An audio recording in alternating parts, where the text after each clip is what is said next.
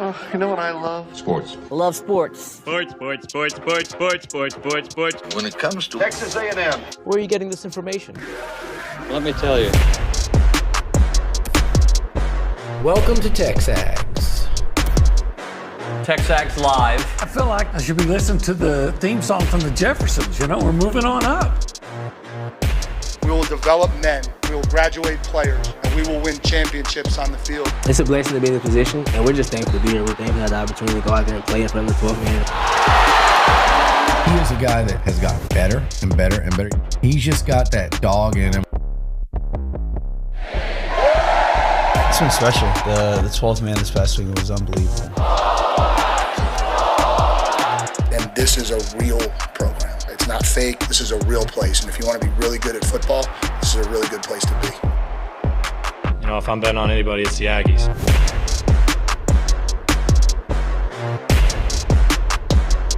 So, Obi, I'm going to ask you your opinion. Or actually, no, I want your definition, not an opinion, okay? What's your definition of a swing game? I didn't mean to hold on to the word swing because I know how your mind works, but swing game. So it's not one involving Jim Schlossnagle. Okay. I shouldn't have said anything. A swing, you know, one of those games that can be I'm talking about football now. One of those games that, first of all, there's no sure favorite in it. Yeah. And, or it's very close, right? And it can really make a difference in which way your season will go. Okay. You know, it can be like the fulcrum of a successful season or a disappointing one. Can a swing game happen early? Typically, I'd say no. Yeah. Because if you lose a game early, but then, you know, run off 11 wins in a row, you know, then that it was the turning point. Yeah, so I can remember the 6 or 7, maybe 10 years now, Ohio State lost its first or second game of the year and then still won the national championship. Yeah. So, I would think it's unlikely that it would be a game early in the year. You alerted me to this story yesterday. ESPN has their swing games for all top 25 teams, and it has A&M swing game as, do you remember? Notre Dame, September 13th. This is what it says. Trip to Notre Dame will be a slugfest akin to last year's 23-13 showing match at Kyle Field. The Aggies' offensive line has morphed from a weakness under Jimbo Fisher into a strength in 2 years, and the Notre Dame D-line is one of the best in the country. It's likely to be the only game in the first 7 weeks of the season in which the Aggies will be an underdog in year 2 of Mike Elko's era. It's a key test to measure how ready they are to push the rest of the SEC. Do you agree with that statement, that that's the only game in the first 7 weeks of the season that, as of right now, they'd be an underdog? I think every ranking I've seen has Florida and South Carolina ahead of A&M. Yeah, but A&M will be at home. At home, yeah. So they might be favored in those games. Both of those teams, by the way, South Carolina and Florida, huge questions on their defense, and maybe even Notre Dame. But yeah, that might be the only one that they're. You know, it's possible that's the only game that they're not favored in. But once again, I think both Florida and South Carolina, if they're favored, it's going to be really close. So it's not going to be a big line. By the way, our buddy Dave Wilson is the one who contributed to this part of the story. So shout out to Dave, who's great. In my opinion, swing games are games that are going to make or break your season, if you were pointed out, or send you in a certain direction. And I think if they win that game, because of what we went through last year, it doesn't really mean anything, because if you finish poorly, okay, the Notre Dame game meant nothing. To me, a swing game could come down to the two teams that you were talking about, South Carolina or Florida. And I'd probably right now say South Carolina because you beat Florida last year. You lost to South Carolina. That's where your season changed. And the inability to tackle Norris Sellers, if you were to perceive history, if you were to allow history to repeat itself, A&M doesn't win on the road against ranked teams, which I'm not saying that's going to happen. But if you go into the season thinking, all right, it's going to be really hard to win Baton Rouge and South Bend and in Austin. If you just think that. I'm not saying that. I'm just I know what you're saying. Leaving it as a statement. And it is going to be hard to win those games. No doubt. you better protect your house, right? Yeah. And which is the hardest game in your home to protect? Well, It might be Florida. and it might be South Carolina. And it might be South Carolina. And I think just because you had success against Florida, which isn't fair to use for this year, but because you did have success and Marcel had a lot of success against them, I'm going to say the South Carolina game right now as my swing game. Okay. Well, What say you? Well, a lot of times you quite frankly have to wait until the end of the season to know what this the is true. swing game is. Yeah. But I know we're projecting. We got a whole segment to fill We're projecting. I could say either Florida or South Carolina. And if you say South Carolina, I'm not going to vehemently disagree. To me, the big difference between DJ Lagway and Lenora Sellers, as we project, is that I've seen Lagway. I've seen Sellers yeah. perform at a higher level than Lagway. And that doesn't mean that I don't think Lagway is going to perform at a high level, because I do. The thing that he wrote there, Dave, that I have to say, really? When he says Notre Dame has like one of the best defensive lines in the country. So they take Riley Mills off that defensive line, and Howard Cross the third. Riley Mills was a 5th round draft choice, and Howard Cross the third, I think it was an All-American. Yeah. And those two guys are no longer on the team. So who does he know? I mean, he must know something that's going to step into those roles. I've learned with Notre Dame. Notre Dame always has good players. Because I remember. Or almost always. We did a segment on Notre Dame. And their offensive line. And I had an insider tell me, hey, buddy, you're missing out. Like a Notre Dame insider, like, trust me, they're legit. I guess that's why they did so many 3-step drops to pass last night. Well, I think that part of that was the quarterback. But and I do think that was part of the game plan, especially against A&M. Don't give them a chance to get to Riley Leonard. But A&M loses guys. I expect A&M's defensive line to be better or be as good or better. Notre Dame. But he's saying one of the best in the country. Right. And I'm thinking, okay, what do you know that I don't? Because again, Howard Cross. Last year, this time, everybody's talking about how good Howard Cross is, an All-American and dominant player, and then Riley Mills. So that's interesting. But I'm with you. Okay, South Carolina, swing game, all right. I can see that. What do you guys think? 979-693-1150. You can text us at that number, 979-693-1150. You can call us up on the Bubby's Catering and Bartending Hotline. Would you like to know some other swing games? Let's hear them. Somebody on A&M's schedule that ESPN projects to be the swing game. So A&M's the swing game. For what team? Florida. I would have thought that. Is it not Florida? Who's the other one it could be? If not Florida? Maybe South Carolina. It's South Carolina. It says here, swing game at A&M, November 15th. South Carolina has an absolute gauntlet of a 5-game stretch in the middle of the season. This starts with trips to LSU before hosting Oklahoma and Alabama, then going on the road to Ole Miss and Texas. If the Gamecocks want to make a playoff run, they'll likely need to win 2 of those 5. Wow, 2 of those 5? I guess 2 of those 5. That would be 3 losses, and they still have Clemson on their schedule? Yeah. I would say you would probably need to win 4 of those 5. Or at least 3. Or at least 3. Maybe 3, given that Missouri and Clemson are also on the docket, which could be a big ask. So that's the pivot point. If we assume the Gamecocks can take care of business at home, a big if. First of all, as a writer and former editor, I take issue when anyone writes, if the Gamecocks want to be in the... Of course they want to be. That's a question. They wouldn't be playing if they They're would. not sure, OB. To be in that playoff picture, you have to do this. Not if they want to be. Why are they playing if they don't want to be? If you want to be a millionaire, OB, you won't be a columnist. Yeah, that's true.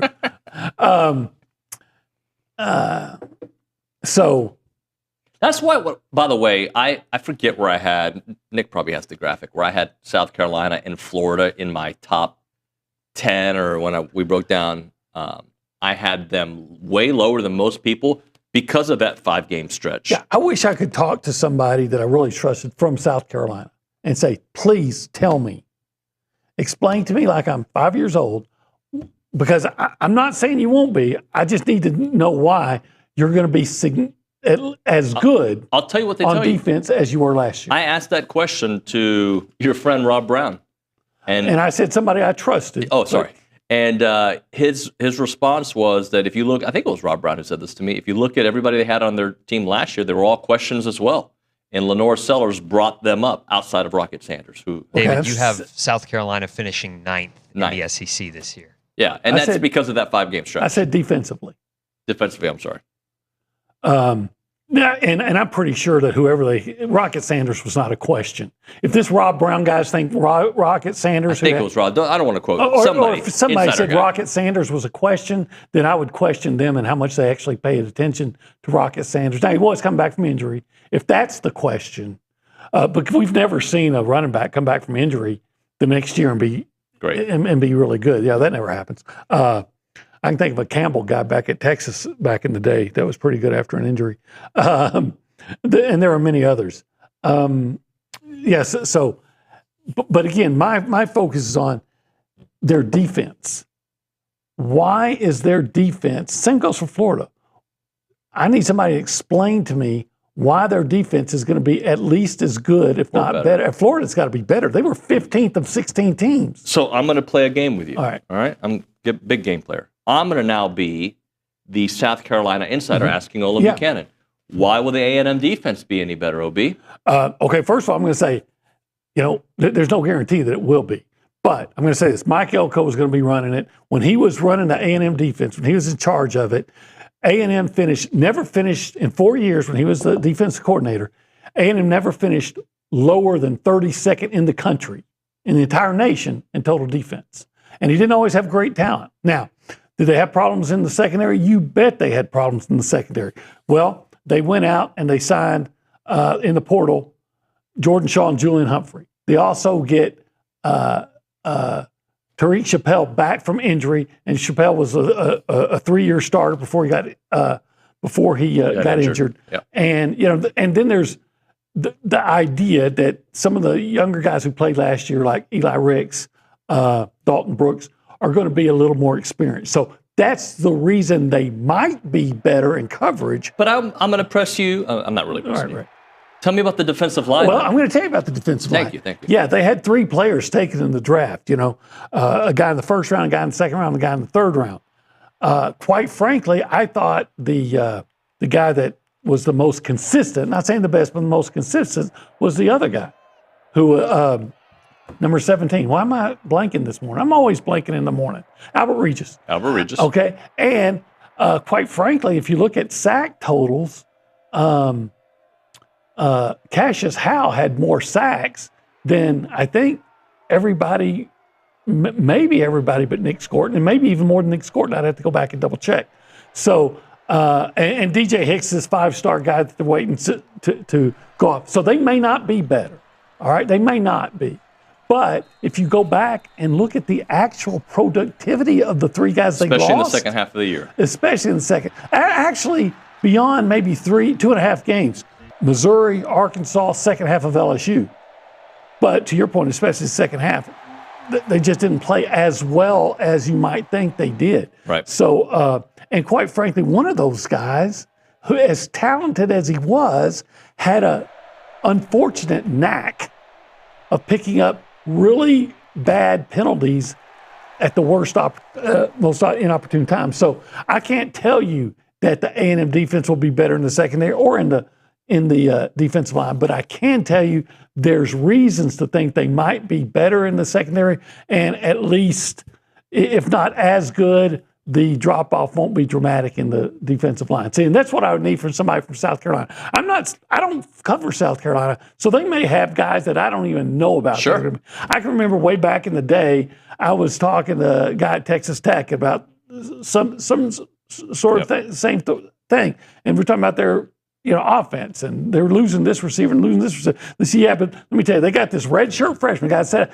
and he just put on a show. Nobody could cover him. Like, yeah, right. And he said, what's his name? Michael Crabtree. Turned out to be the case. and they got better. Yeah. So it happens. I would just need to hear that from somebody at South Carolina and frankly at Florida too. So I'm going to give you some of the swing games for other teams. Yes. At least the teams on A&M's schedule. The Texas Longhorn swing game is Oklahoma. Oklahoma. Okay. Dave Wilson also contributed to this I one. don't know if I agree with that. The SEC schedule is getting under the way, and no matter what, this game ends up being unpredictable and usually a dogfight. Like when the 0-4 Sooners were 22-point underdogs in John Blake's first season in 1996, and it goes on through a bunch. Maybe. But if Notre Dame can be A&M's swing game that early in the year, why couldn't Ohio State be Texas? Jake Trotter says Ohio State's swing game is Texas, by the way. Again, I disagree. So it works for Texas. I know Jake Trotter, by the way. Good guy? Yeah, he actually replaced me in Austin. Okay. And he does a good job. Again, I just don't think swing games early on. Maybe for LSU, the Clemson game, because they have Clemson. Because they haven't won an opening game maybe. in 5 years. Yeah, maybe. But if they lose their SEC games. For Notre Dame, it isn't A&M. It's Miami, week 1. Week 1. So you can have a week 1 swing game. It says Notre Dame coach Marcus Freeman won't have to wait long to learn if his team is CFP national contenders. They open up with Miami and A&M 2 weeks later on September the 13th. The game against the Hurricanes is at Hard Rock Stadium in Miami Gardens, and it'll be a tremendous test for presumably the redshirt freshman starter, C.J. Carr. And it'll be Carson Beck's debut with the Miami Hurricanes. Interesting. Okay. Let's see, any other games it has on here of note for us. I'll say we already did South Carolina. Who's Florida's swing game? I'm trying to find Florida. I don't know why they're not. Here it is. Florida's swing game is September the 13th versus the Florida Gators. Against the LSU Tigers. That's September 13th? That's what it says Is right that here. early? Yeah. Florida once again didn't do any favors from the schedule makers, and the Gators will get an early test in Baton Rouge against LSU. On paper, this feels like a year that Brian Kelly's going to have things put together in the Bayou, in part because he's got coveted returning star Garrett Nussmeier. I want to say this about media. Okay. And I fall into the same trap. I believe that we believe narratives. Okay. And we don't allow,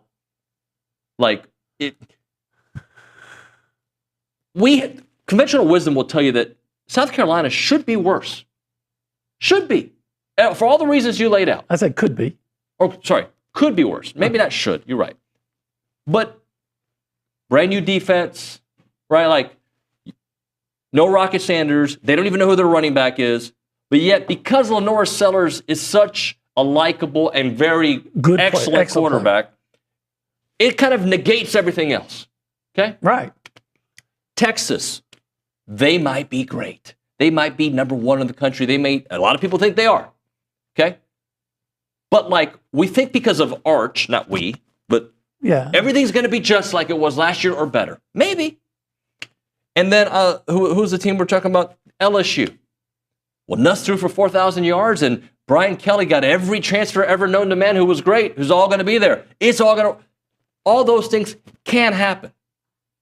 But call me a skeptic because even for my own team that I cover, I have to see certain things before I can take that leap of faith. And maybe that's why these guys trend on Twitter and I don't, because you have takes that are sometimes I just have a hard time without a real calculation being able to go there with teams. Doesn't mean I don't respect where they are. Do I think South Carolina is a top 15 team right now based on what I saw last year? Yes, but I can poke some holes. Just like I can poke some holes at A&M, just like I can poke some holes at Texas, just like we just poked holes at Notre Dame. The thing about LSU, when we went to SEC Media Days last year in Dallas, Brian Kelly was up there saying, hey, what's year 3? And if you look at my history, my teams always have great years in year 3. And he had a good year. It wasn't a great year. And so now they say, but year 4, maybe Brian Kelly is not going to be a great coach at LSU. Maybe he's going to be a very good one. But I'll say this. When we had Matt Moscona on when we were in, and you asked, why are they going to be better? And he said, hey, LSU went all in on the transfer portal, At least he gave you reasons. Yeah, he did give you reasons. See, I need reasons. He gave you reasons. Now, I still haven't heard why their offensive line is going to be better in pass protection than it was last year, because I guarantee you it's not. Yeah. You're not going to be better without Will Campbell. We've gone 20 minutes and 11 seconds without telling the people the show they're listening to. They know. Oh, I know they know, but you know, remember, it's all about sponsors. We've gone 20 minutes. TexAgs Live, presented by David Gardner's Jewelers in the Rollo Insurance Studio. The Go Hour, presented by the Warehouse at CC Creations. We are not currently in the Holistic Planning Cool Zone right over there, but we love the Holistic Planning Cool Zone. Yeah, so we'll just be cool here. We'll be cool. Holistically cool. Yeah. And by the way, they're so cool. We'll plan to be holistically cool. They're going to present the preseason kickoff. As I mentioned, you can call the show at the Puppy's Catering hotline, Puppy's Catering bartending hotline. Let's quickly say hi to Nick Savage. Nick, I'm sorry, buddy. It took us 20 minutes to get to you. It's okay. You don't have to ever come to me at any point in the show, but it's all right. Quickly, my swing game, I'm going to go Arkansas right in the middle of the season. First game in that 3-game road stretch, and first time they're playing in Fayetteville in 10+ years. So I feel like that's going to be a sneaky game, even though we don't expect Arkansas to be very good. I hope it's not a sneaky game, but you're probably right. It's a sneaky game. I think when they said Notre Dame for A&M, they missed it by 1. I think it's Auburn. Yeah. And you go back, I used to say Mississippi State was the key, and a lot of times it is.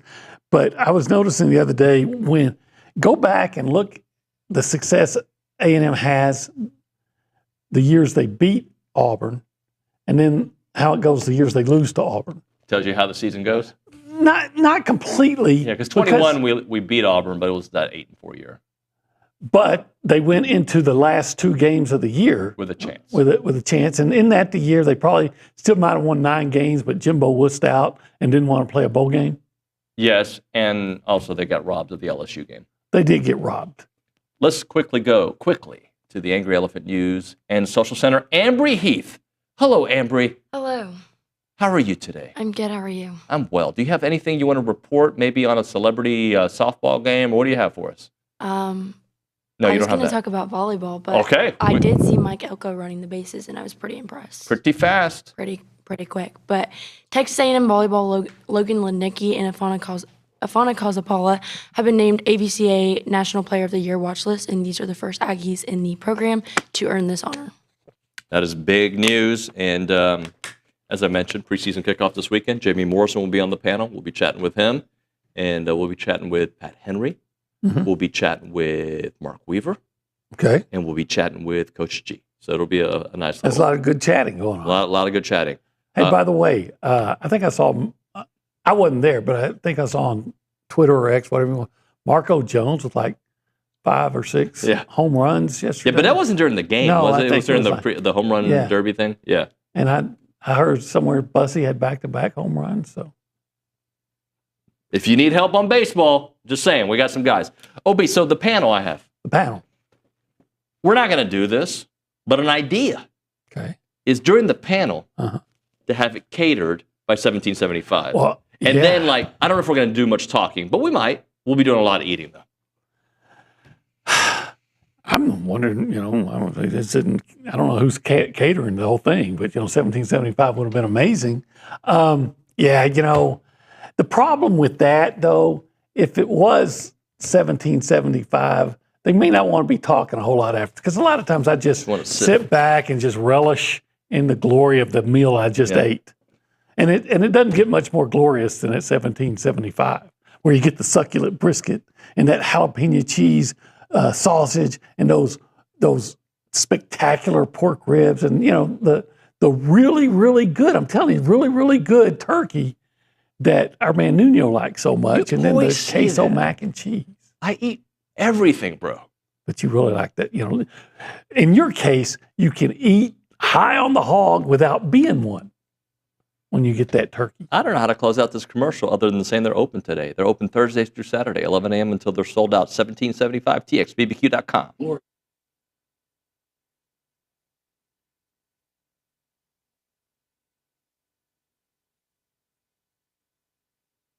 All right, we're talking about Burlebo, the heart of Texas, more than an outdoor lifestyle brand. It's products created with you in mind. Currently, I'm wearing the performance polo, the Texas Maroon and Gray. If you look into it, you've got the state of Texas in gray, and you also got it in maroon. It's one of their highest, most popular sales that they have there. It is really nice. Comfort and versatility. You can wear it in any situation. Quick drying, fits the size.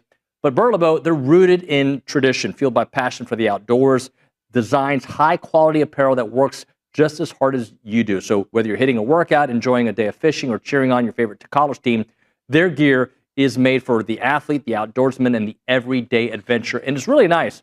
I wore this one to church the other day. People talked about it. Really, my kids were like, Dad, you look pretty good today. From athletic shorts to your favorite go-to tees and performance hoodies, they have everything you want. Check out burlebo.com and find your new favorite gear. It's Burlebo for the athlete, for the outdoors, and for the family.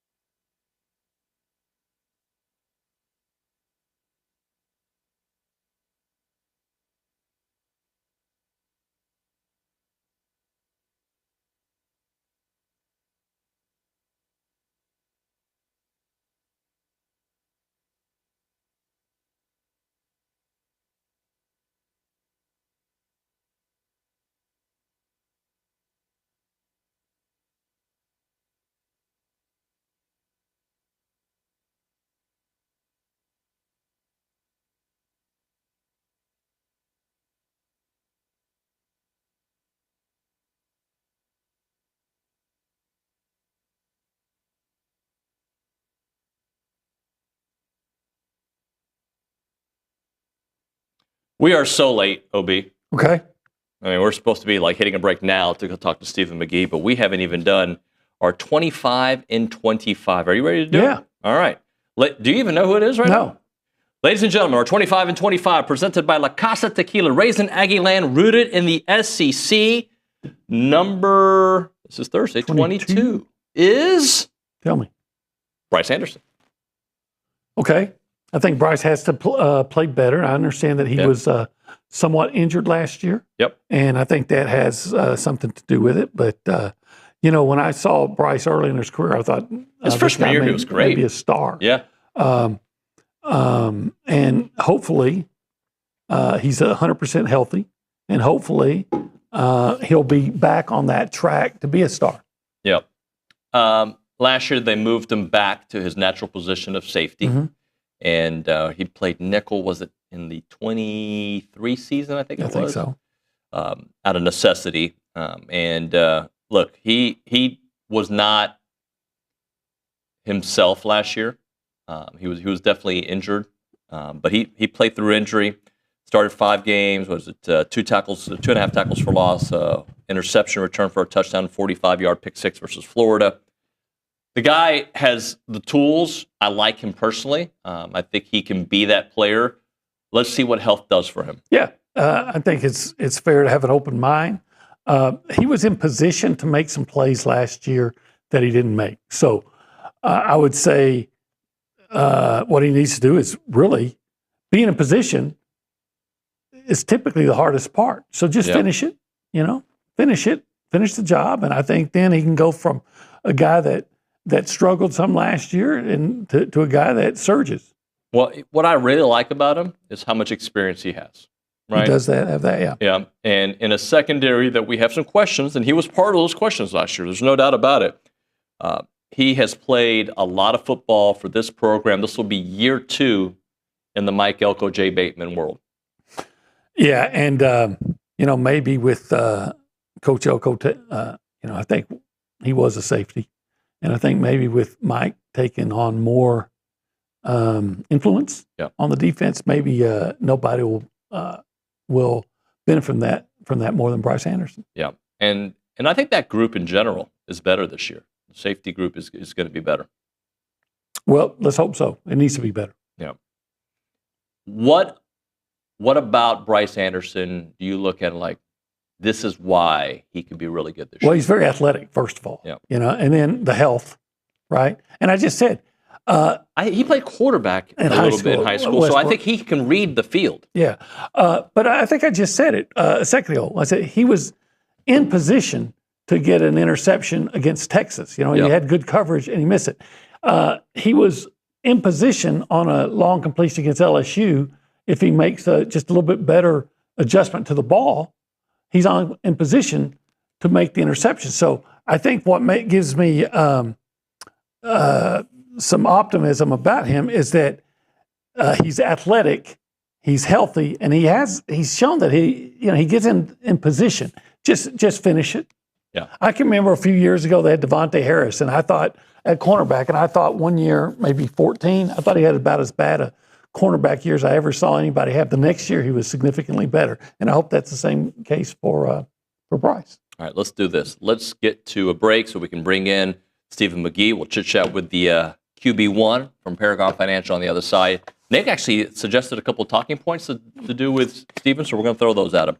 Right now, Brazos Running Company, located at Century Square. They are Aggie owned and operated, and they're a specialty running store with all the shoes you want. You want some On, they got them. You want some Hokas, they got them. You want some Brooks, they got them. They got them all. They got every type of running shoe you want, and they're going to help you find the right running shoe for you. But if you're into fitness, walking, whatever it may be, let them find you the right shoe. Again, keep your business local and keep it with somebody who's going to make sure they take great care of you and get you in the shoe to get whatever your athletic needs are, or if it's just walking needs. Brazos Running Company, they're passionate about running and finding the right shoe for you.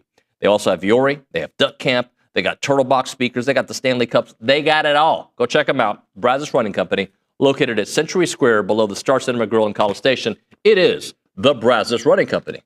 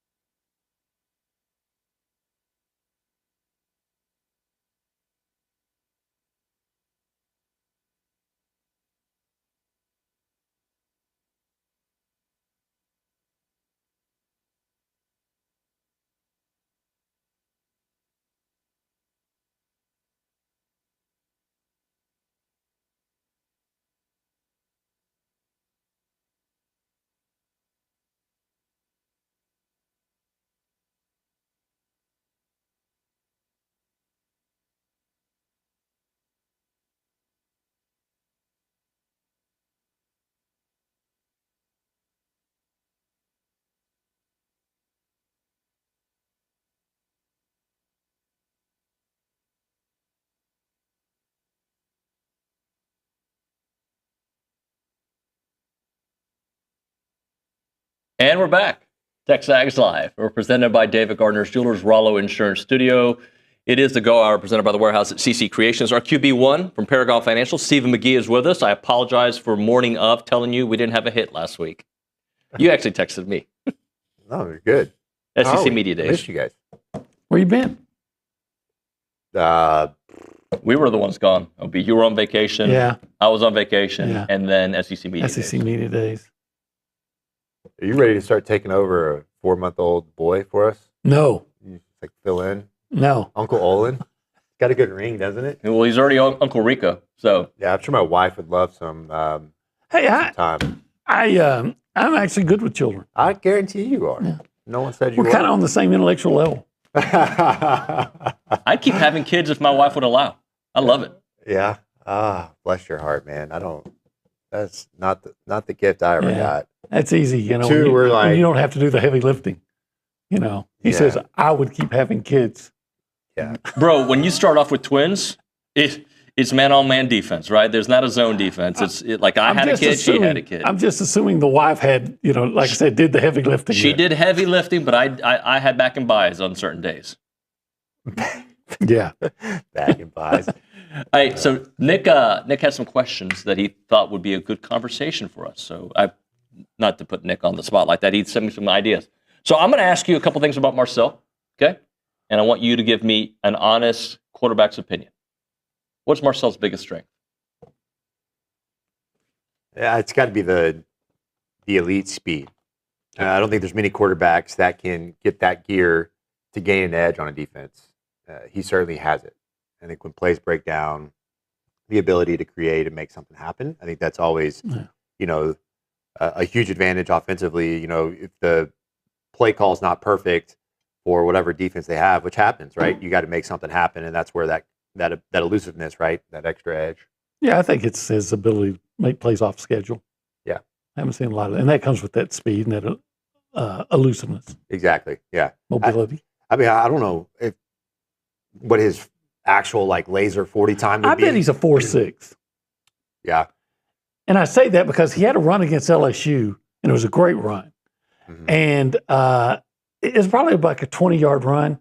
And if he was a 4.5, 4.4 guy, it's a touchdown. Yeah. I mean, 4.6 is plenty fast, and I mean, especially for a quarterback. That's like my speed, though. That's pretty slow. Well, you were a good runner, and I don't think you run 4.6. I did. If you run 4.69, I guess that's still a 4.6. I ran 4.6 something at the combine. I remember that. You were a good runner, McGee. Well, yeah, but that's slow. That's not the benchmark. I mean, the benchmark's high. So you think Marcel's faster? So here's why. Somebody told me, it's been a while. It was, I think maybe last offseason. I don't remember exactly when it was, but that he was had the third or fourth fastest 40 time at whenever they run 40s. Well, maybe he's faster than I'm not out there with a clock. I'm going faster than 4.6. Okay. I don't even know how to assess that. I'm going to say 4. What was your 40 at the Tigers? 5 days. Hey, it didn't matter. You're back there slinging that rock. McGee, pop pass, slinging Olin Buchanan. McGee, you know I'm a try hard, right? So that's just because I'm not as athletically gifted as many in the room.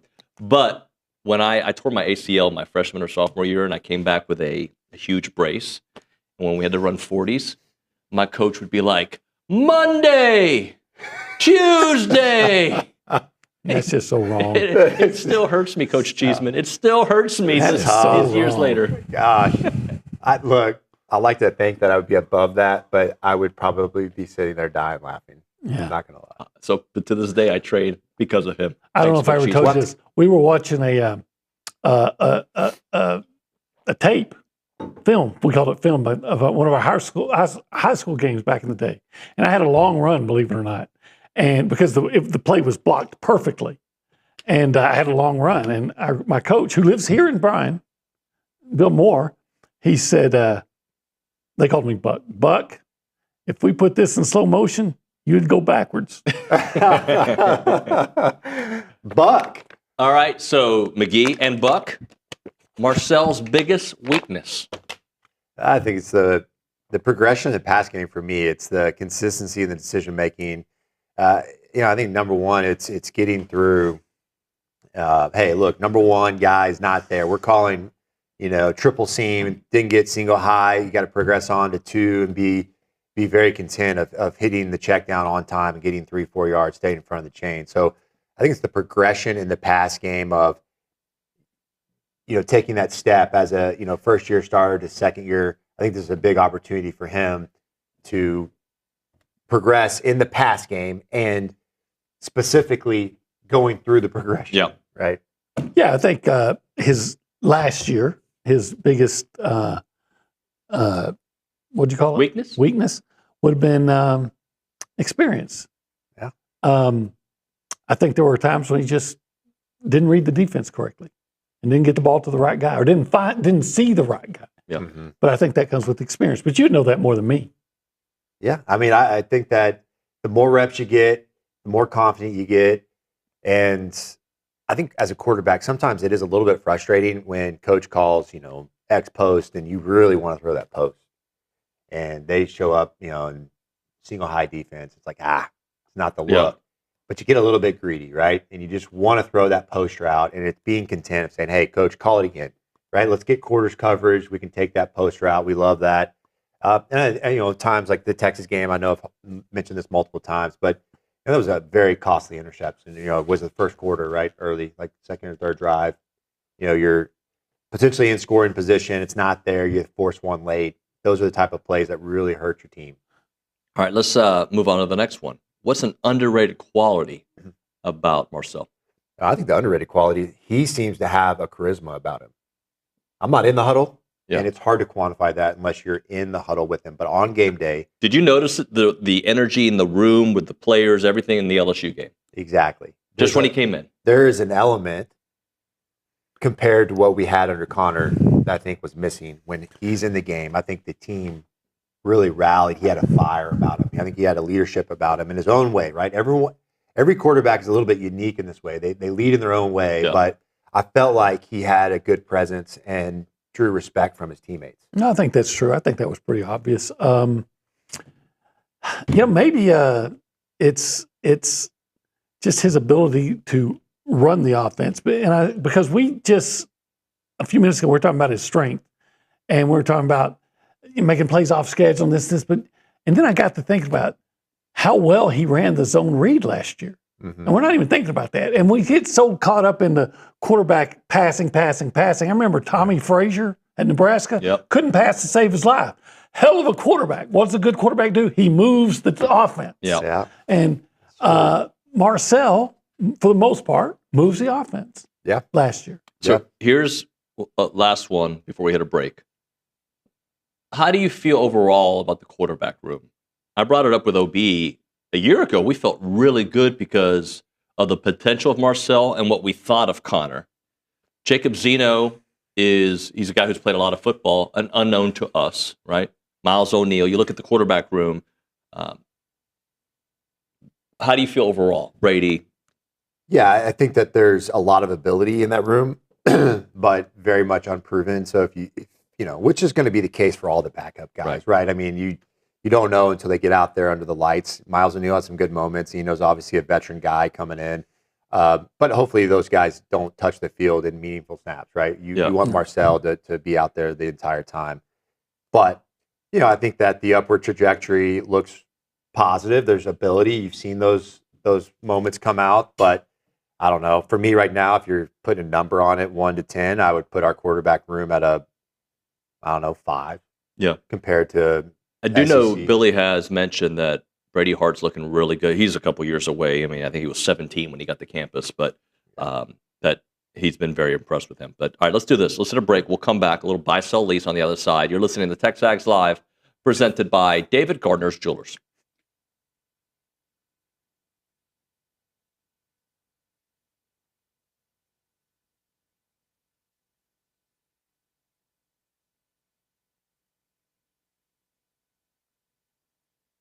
Hey everyone, David Nuño and Olin Buchanan and OB. Typically we start off the show in this section and we call it the Holistic Planning Cool The cool zone. Yeah, it's pretty cool. What do we know about holistic planning? Well, a lot of cool stuff. For instance, holistic planning can help you with your investments. I love that. They can help you with your taxes. So I don't like you know, paying taxes. You can get that money that from your investments and they keep it. They'll help you keep it away from the government. Yep. Not all of it, but more of it. And then they'll even help you with your estate planning. When you're old like me, you got to make sure some of that money you made is there for when you want to retire and just enjoy the rest of your life. You want your estate to be planned. But they also do something else. Yeah, well, if you are, like, say, a sports fan, and you've always wanted to... Everybody watching us, right? Yeah. And you want to always dream of being an owner, well, in a certain way you can, because they will broker the deal for you to invest in pro sports. Yeah, what you need to do is check out investinprosports.com. That's where you can get all the information if you want to invest in a team. I don't know what team. He'd probably try to buy the Cowboys. I'd try to buy a lot of the Houston teams. Whatever it may be, investinprosports.com. It is holistic planning, and we love hanging out at the Holistic Planning Cool Zone.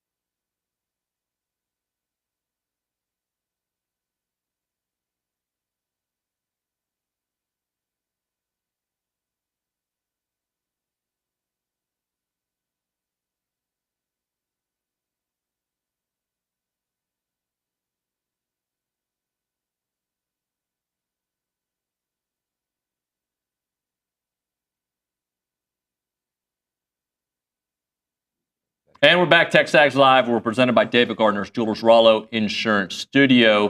Stephen McGee's in studio, and we've got OB, obviously, here on the Go Hour, presented by the Warehouse at CC Creations. A little buy-sell lease for you, okay? And here it is. Deserved SEC ranking by the media. So I want you to, when you buy, sell, lease, they got it just right, basically, would be you're buying. No chance they'll be that high. You're selling. And lease is a maybe, okay? So I'm going to give you 3 rankings, and you tell me if you're buying, selling, or leasing. A&M at 8th. 8th? 8th in the SEC. Oh, in the SEC, okay. Yep. South Carolina 5th in the SEC. Florida 6th in the SEC. Yeah. Well, I'll sell Florida. That was the low-hanging fruit for me. They have a tough schedule, if I remember correctly. I think their schedule is a gauntlet. They do. So does South Carolina. Coach on the hot seat. I think the bullish case for Florida, though, is you get a very talented second-year quarterback, and if they get hot, they can win some games. They showed it. They have ability. Who are you selling? Okay, so where was South Carolina? 5th? 5th. Okay, according to the media. I'm selling South Carolina. I'm not buying that at all. Again, the defense just can't be as good as it was last year, and with the people they lost, I don't think. I think I'm leasing A&M. Okay.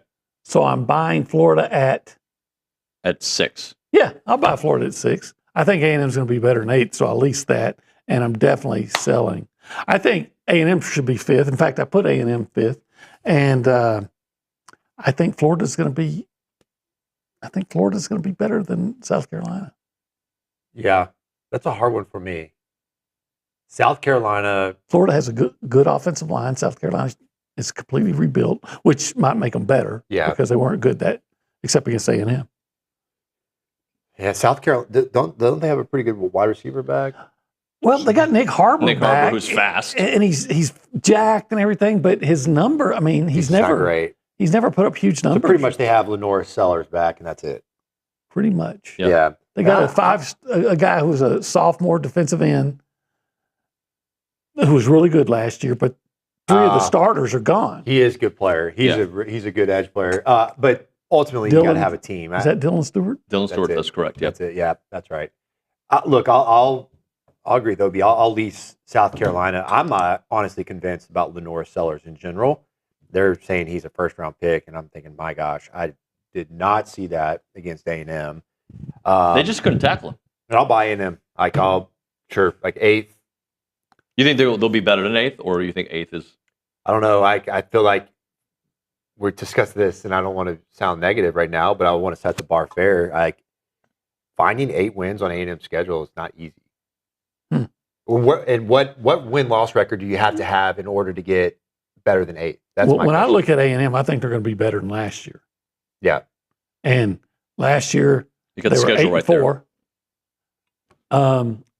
The 4 big games to me are Notre Dame, obviously Texas, LSU, and probably South Carolina, Florida. Auburn beat us last year. I mean, there's always one. Yeah, but those games are at home. At Arkansas. I mean, this is not an easy schedule. At LSU. Well, it wasn't easy last year. I agree. I'm just saying today, knowing what we know now, finding 8 But wins if I tell you Le'Veon Moss is Le'Veon Moss, and Reuben Owens, by the way, is another Le'Veon Moss, how does that change the conversation? I still think that you have questions about this offense and the consistency, the production. I think it's a complete deal right now. I want A&M to be great. I just want to go into this season off the hype train. I'm not peaking. Like, I hope, and I firmly believe in the leader of this program, Mike Elko. Yep. I have question marks at wide receiver. How good are we actually going to be? Do we have game changers out there? How consistent is Marcel going to be as a passer? There's some big question marks. We've got to drop it right there.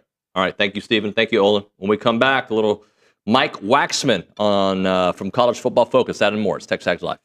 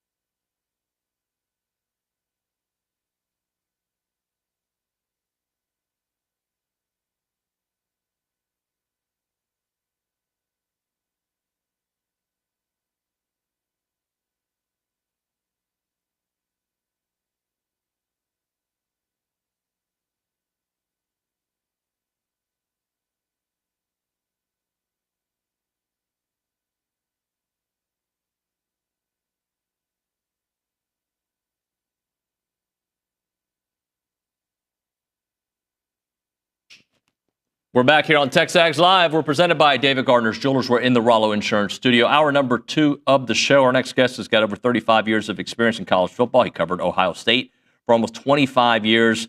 Mike Wachsman joining us here from College Football Focus. Got him about a year ago. I was happy to have him back. What's up, Mike? How you doing, sir?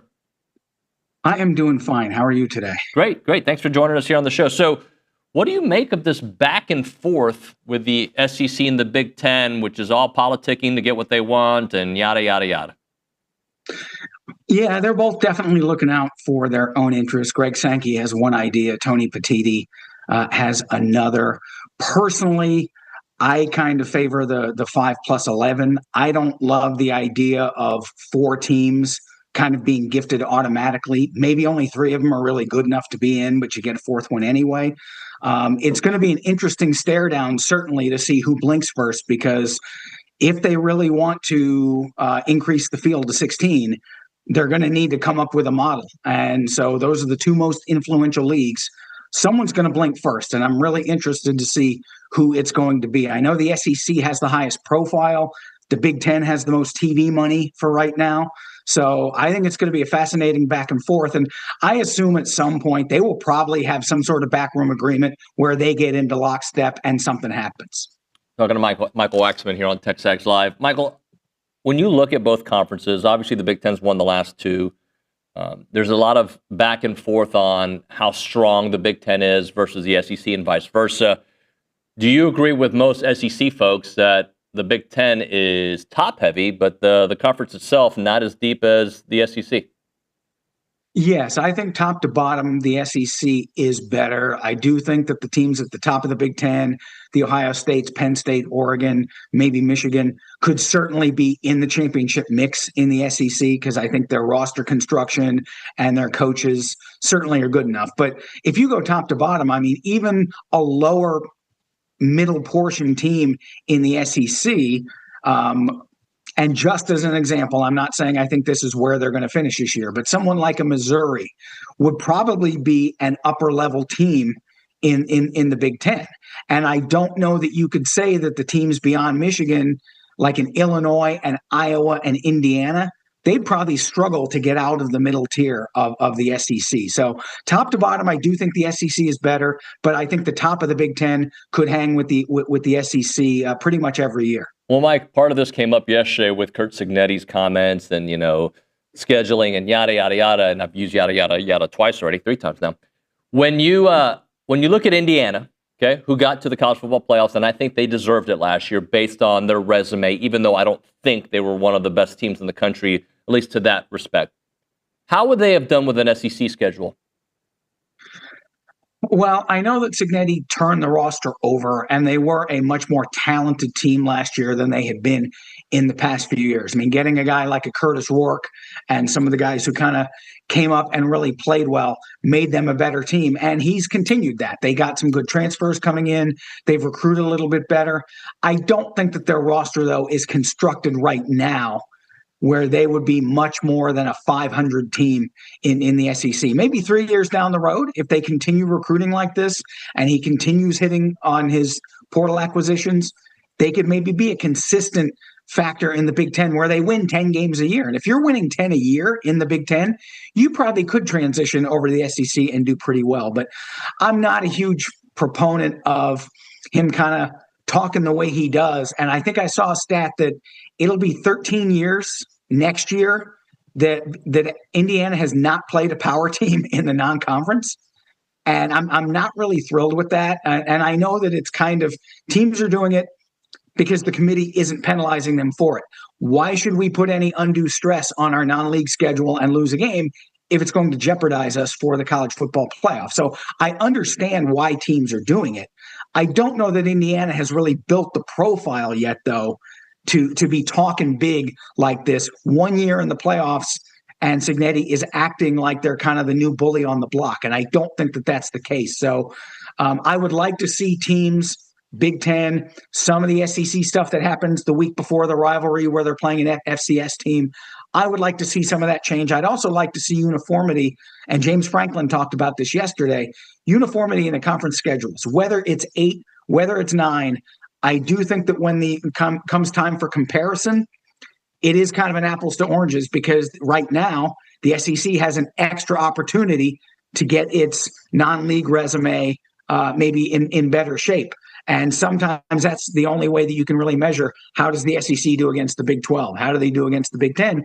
They have an extra data point that they can look at. So whether it's 8 or 9, I do think that at some point college football has to come in line and the power leagues need to all have the same amount of conference games.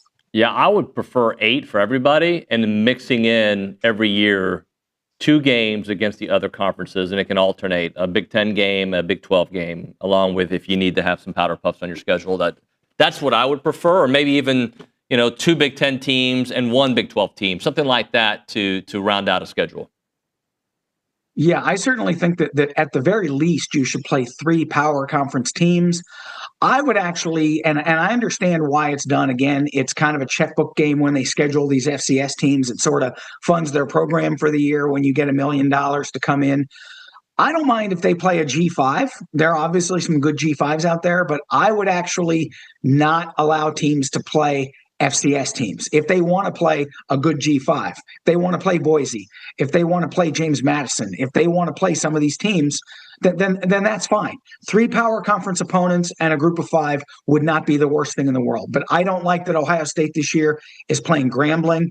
Penn State, who I know is very highly thought of this season, they're not playing a power conference opponent at all in their non-league. So I'm kind of with you. I think that there should be a mandate where you play at least 2, preferably 3 power conference games. And if it is going to be an 8-game schedule, that 4th game could be a G5 if that's what they want.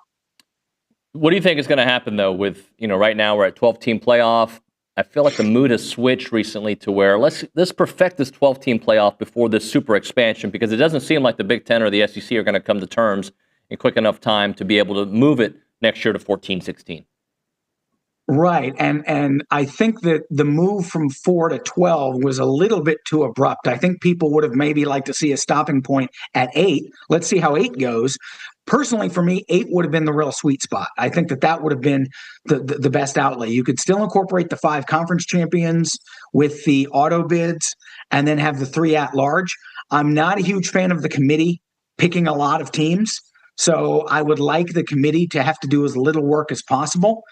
And so I guess in that regard, the 4-4-2-2-1 would be one of the best ways. But again, I think that the bad of just giving teams berths supersedes how the committee would do their work. But I just think that I agree. I think that they need to be at 12 for at least another couple of years, kind of see how they're doing it. They're going to the straight seeding this year, which that I think is a positive. Last year we saw how kind of, I guess, beneficial the seeding method they used last year was for some teams. So I think going to a straight seeding method this year will help, but maybe keep it at 12 for another couple of years. And it's like, you know what?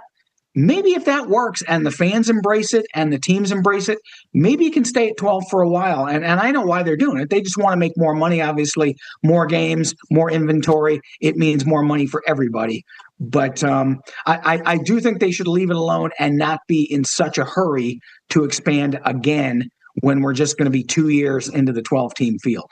Mike, let's go through your top 25. I saw that you had, was it Clemson number 1? Why? I do. Why is Clemson number 1 in your opinion? Well, I know that I am big, like Bill Connolly is, I'm big on returning production. I guess the caveat would be if you returned 80% of your production from a 3-9 team, that's a little bit different. Clemson made the playoff last year. They have Cade Klubnik, who is a legitimate Heisman candidate. And I think when you are comfortable as a starter, and he's going into his 3rd season as a starter, I think that really helps. The offensive line returns most of its guys. And outside of Ohio State, I think Clemson could have the best starting receiving core of anybody. I mean, Bryant Wesco and Antonio Williams and TJ, they've got 3 really, really good receivers. And then the defense, I know that they were easy to run on last year. I think that was a little bit more of a scheme thing than a personnel thing. And they've got a new coordinator. And I mean, TJ Parker and Peter Woods, 2 guys up front, are about as good as you get in college football. And you look at their schedule, the schedule is very manageable. Yeah, they open with LSU and they close with South Carolina. But in between that, there is not a game that they won't be favored in. And if they can go 12-0, even 11-1 in overall, they're going to be a high seed. And I think as they've gotten their legs under them with the veterans that they have, I just think that they have the look to me. Ohio State, Michigan and Ohio State did it by returning a big chunk of players from their teams, and they won national champions. I think that Clemson is kind of following that blueprint. And I'd kind of put Penn State, who I have number 2, in that same boat. They're returning a lot of guys, veteran quarterback, really good defense. Those are the things that kind of matter to me. If you've got a lot returning up front on both sides, experience at quarterback, and a manageable schedule, I'm probably going to put you pretty high. You have A&M at 19, returning quarterback, returning offensive line, new defensive line, a lot of returning production. Yes. What do you got to see from A&M for them to maybe move in a little bit higher? I think that the only thing really keeping them down is their schedule. I mean, they get Notre Dame early, and that's obviously going to be a test. They definitely, I mean, they got Notre Dame, LSU, and Texas. Now, Elko has certainly, I think, kind of changed the culture around, and the squad showed a lot of confidence in the spring. And I really like the 1-2 punch of Ruben Owens and Le'Veon Moss in the backfield. I think a lot of that is going to take some pressure off of Marcel Reed. And so I think that they have a chance to exceed what their rating is. I just worry a little bit about the schedule, just because I do think there will be some games early where they're going to either be at a talent disadvantage or even. And I think right now, I don't know that there's been enough established that they could just say, you know what, just go out and beat these guys. I think Elko's getting there. I don't know that year 2 is the year to do it. But would it shock me if they went 11-1? No. But I'm thinking more 9 wins, 10, and they'll be firmly in that 12 to 20 area. But again, if they beat the right teams, they could certainly be in the mix for a berth. Mike, I can make a case for them to beat Notre Dame early for a couple of reasons. They'll be coming off, they'll have a bye week, but they'll be coming off a game against Miami. CJ Carr, I mean, if he ends up being the guy, which we all believe he will be, I mean, there's no ramp up time, right? So, correct. Partially some issues with the offensive line, although last year they had issues and they fixed it, right? So they had no problem. A little bit different looking defensive line, a quarterback that has no experience. If I'm A&M, I'm looking at that game to start the season as a real opportunity. Yeah, it definitely is. I mean, that's going to be a spotlight game that week. 2 really proud programs. I know that folks in South Bend are very happy and optimistic with what Marcus Freeman has been doing. But you're right. CJ Carr really kind of being thrown to the wolves. The early part of Notre Dame's schedule is tough. And if they stumble early on, then maybe just because it is such a young quarterback, maybe he has the growing pains that sometimes get associated with a first-year starter, and maybe they lose a couple. And by the end of the year, I think they'll be very good. But you're right. That is definitely an opportunity for A&M. Obviously, they're going to have to know where Jeremiah Love is at all times, because he's a guy, if he breaks through that initial contain, he can go 90 yards for a touchdown. So that's going to be their main responsibility on defense. But I think that matchup-wise, I think that Notre Dame, at least in the secondary, has a team that can hang with A&M. It's whether, as you said, kind of that revamped front can hold up to a rushing attack that could be pretty good for the Aggies. So you have Georgia 3, Texas 5, both with new quarterbacks. One with a lot of hype, the other not so much hype. Why is Georgia 3 and Texas 5? I think that Georgia is going to be mad. I know that Kirby did not like the results of last year. I mean, yeah, they made the playoff, but they were kind of an afterthought. And I think that Georgia thinks now that they are the program in college football. And up until last year, they have been. Gunnar Stockton, I know we've been hearing his name for such a long time that I think people think he's an established starter. He really only played a couple of games. But I think that their defense is going to get back to that nasty level that you saw a few years ago. I think their linebacking core is really good. Their secondary could be frightening. And I think they're going to be a little more run-based early in the year because they do have to build a little bit up front on the offensive line. And I think you're going to have guys like Nate Frazier and some of the stable of running backs that they have. I think they're going to be ground centric. And I think that is the type of attitude that Kirby wants to have. As far as Texas, I'm with you. Arch Manning is probably the face of college football this season. Whether he wants to be or not just seems to be the way people are going. He does have a lot around him in terms of skill position guys. He's got Quintravian Wisner at running back. C.J. Baxter should be back and healthy. Ryan Wingo is in his second year at receiver. I know that they've had to build a little bit up front, but the defense, I mean, when you've got Colin Simmons and you've got Anthony Hill, you've got some guys on defense who can really make some plays. And I think the defense is going to carry them early while Arch Manning finds his footing. And for the record, I do think Arch is going to be good. Is he going to be spectacularly good the way that people think? I don't know. But I think he showed enough to tell me that I think that he does have the goods. Just a question of how high his ceiling is. Some popular thoughts out there that South Carolina is just going to pick up where they were last year. I have a hard time seeing that because they also have a lot of changes, which is the landscape in college football. I like their quarterback. I don't think he's Cam Newton, but I do really like South Carolina. They got a new running back, and they don't even know if he's going to be eligible. They have an offensive line that struggled last year. That's a brand new offensive line that might struggle this year. Changes on the defense. Can you sell me on South Carolina, or are you with me questioning it? Well, I mean, I've got them 14, and I think some of that is based on the momentum from last season. Lenora Sellers is a legitimate Heisman candidate, but you're right. If Faison is not eligible at running back, he's a guy that they really went into the portal to say, here's the guy who can be our bell cow. And if he's not eligible, then I know they've got guys, but I think they were kind of counting on him, and it'll have to be more of a committee approach. I actually like the offensive line. I think Josiah Thompson is a young kid who's coming up, who's going to be a star.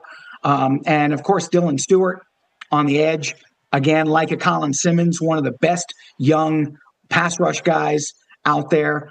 They are having to replace some pieces on defense. I think that their schedule lines up pretty well. I think it's more about their schedule than them being a great team. When I put my preseason rankings together, yeah, I'm looking at personnel, I'm looking at coaching, but I'm looking at schedule too. Do they play their big game after a bye week? Or do they have like an FCS team the week after a big game so that maybe they can put all their energy into that? And so I think that South Carolina's schedule is not the worst in the world. And I think if they can just pull maybe an upset here or there, I think they're another team that can be in the mix. But I do think Sellers is very, very good. Mike, while I kind of agree with you, if Nick can pull up the South Carolina schedule, there's a stretch of games there to me that will will make or break. You've got LSU, Oklahoma, Alabama, at Ole Miss, at Texas A&M, and obviously you finish with Clemson. Look, it's the SEC, so all these teams have a similar path. Sure. But that stretch right there, especially with three of those 5 games on the road. Yeah, and definitely it's backloaded. I mean, they should be undefeated heading into that stretch. I think Ole Miss is a tick down this year. I know that Austin Simmons, that he's kind of whetting the appetite of a lot of people there. I think that Ole Miss takes a little bit of a step back. They were in the Alabama game last year, right till the end. A&M, that's going to be another battle. LSU, those games are always barn burners. So again, there are opportunities for them to trip up. But I think that Beamer is comfortable enough now there that I think that they now are going into games expecting to win rather than hoping to win. And when you've got a guy like Sellers, that certainly is not a wild thought. I think that if they were rebuilding at quarterback, I probably wouldn't have South Carolina in my top 25. But yes, the back end of the schedule is definitely tough. And the Clemson game, that could, believe me, if Clemson comes into that undefeated, South Carolina's going to be licking their chops saying, man, we could spoil it for these guys. They'll still be in the playoff, but maybe they don't get the number 1 seed, or maybe there are enough good teams in the SEC and the Big Ten to where they get bumped to a 5 instead of maybe a 1, 2, 3, 4. So there are opportunities, but there are landmines. So it'll be interesting to see how South Carolina navigates that. All right, Mike, let's close out with Florida. I don't know how I feel about them because I'm very high on DJ Lagway, but I'm allowing him not participating in spring and also looking at, he was really good at the end of the season for them last year, and he changed the direction of the offseason because of the way he played. But I still haven't seen enough. I think he'll be fine, but I do allow that injury and not playing in the spring to kind of still be in front of me when I think about them. Yeah, if he's not healthy, I think sitting him out in the spring was prudent. I mean, he had a shoulder, he had a bit of a leg, and I think that getting him 100% healthy, because he is kind of what makes it go, was probably a good decision by Billy Napier. But again, they're another team. They're emerging. I know Napier went in last year on the hottest of hot seats and kind of flipped the narrative a little bit to where they became a team that people are now talking about this season. And they've got Eugene Wilson at receiver. Jaden Baugh is, I think, an underrated running back who people are going to know by the end of the season. And they're another team that the offensive line returns largely intact. Jake Slaughter, probably the best center in college football. Defense was a little bit inconsistent, but I think returning a pretty good number of players, I think they should feel more comfortable this season. And they're another one. I mean, they get Florida State, they get Miami. I like to see that they're playing the in-state schools, but they're another one. Like you saw last year, their schedule was nails, which is why people thought they were going to struggle. And it didn't get a whole lot easier this year. Them and Oklahoma especially are the two SEC teams that if they win 8 games, 9 games, those coaches have done a great job because these are really, really tough schedules that they're playing against. I happen to be bullish on Florida because I like Billy Napier as a coach. I liked him when he was at Louisiana, and I was kind of rooting for them last year because I didn't want to see him fired because I do think he's a guy who can bring Florida back to prominence, but it is going to hinge on DJ Lagway being healthy all season long. Mike, great stuff, brother. Thanks so much for your time. All right. Thanks a lot for having me. Thank you, buddy. Mike Wachsman there on the Bubby's Catering and Bartending Hotline. We'll hit a break. We'll come back and go to the Angry Elephant News and Social Center. Ambry Heath has got some delightful takes and notes for us. Am I right? Sure. Sure, she says. Ground Shuttle. They offer frequent and reliable shuttles from Bryan College Station to George Bush Intercontinental Airport. So many of you still have some vacations. Must be nice. If you're taking those vacations at Bush and you want to go and, not worry about the parking situation at Bush, which I highly recommend, reach out to Ground Shuttle. They'll get you there, right? They do the driving. There's no parking, right? They drop you off. They pick you up. It's awesome. You don't have to worry about the construction. You don't have to worry about finding the right parking spot. You don't have to take a picture of the spot you parked at. None of that has to happen because they've got you. They've got 9 shuttle times during the weekdays, every hour and a half, and 5 shuttle times on the weekends, every 2.5 hours. If you're a business traveler, if you're a vacationer, if you got kids coming back or back and forth, whatever it may be, let the great folks at Ground Shuttle take care of you. They're a local company. Camilo runs the show, and he's awesome. Check it out. Book them online at groundshuttle.com. That is groundshuttle.com. Or call them, 855-303-4415. That's 855-303-4415. Ground Shuttle, please let them do the driving.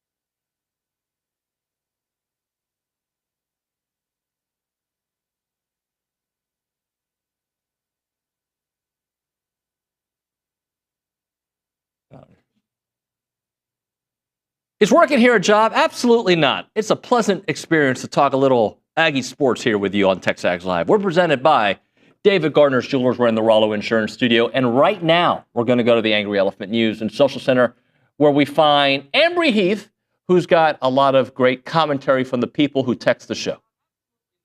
Hey, I heard myself. My computer unmuted. But yeah, back to your first segment where you're talking about swing games.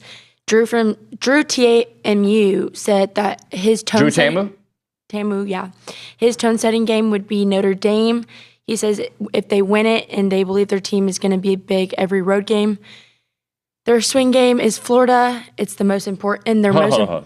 I just want to make sure I understood him correctly. Okay. Their swing game is Notre Dame, but if they win that, the next their one... their tone-setting game is Notre Dame. Tone-setting. Yes. Gotcha. Agree? If A&M wins that, it proves that they can win big road games. Okay. Their swing game is Florida. Okay. Does he give a why? No. He just says Florida. Yeah. His most important game this season is Arkansas, and the why is because winning doesn't do much, but losing could kill. Okay. Pull up the schedule. Bing! Sorry, that was too quick. I should have given Nick time, and I feel like I was demanding there. All right, so what were the three categories? Tone setter. Tone setting. Swing game. And important. And most important. Okay. Let me take a little gander at this. He thinks Arkansas is the most important because if they lose it, the season could derail. Okay. Let me look at this for a minute, shall we? All right. I'm going to say, I've already said the swing game to me is the South Carolina game, but that's at the end of the year. But again, A&M struggled at the end of the year last year. Okay. So if I say that's my swing game, my important game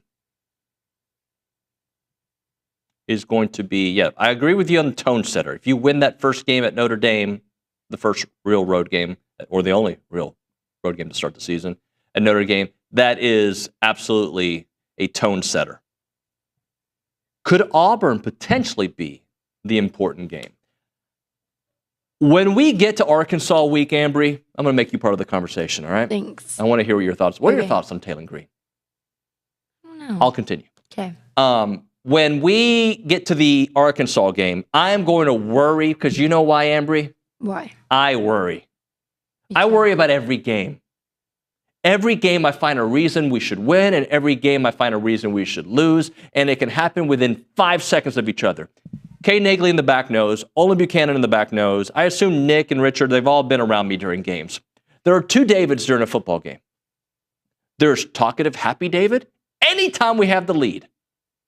And then ticked off, won't say a word, breathing really loud, and maybe cursing in Spanish, David, when we are down by a field goal.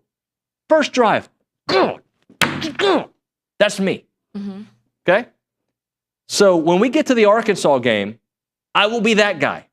Because I'll be like, oh my gosh, they've won 4 games already. How are they doing it? Taylor Green hasn't had an incompletion in 19 years. It's amazing. Blah, blah, blah. So every game that on the schedule, that's an SEC team, I should say, I will probably stress a little bit for UTSA. Just going to be very honest with you. Really? I'll stress a little. They're a good program. Yeah, I will stress a little. I still think A&M will win comfortably, but I will stress a little. So the important game to me is Auburn. Get them back, because I expect you to go to Arkansas and humble the pigs.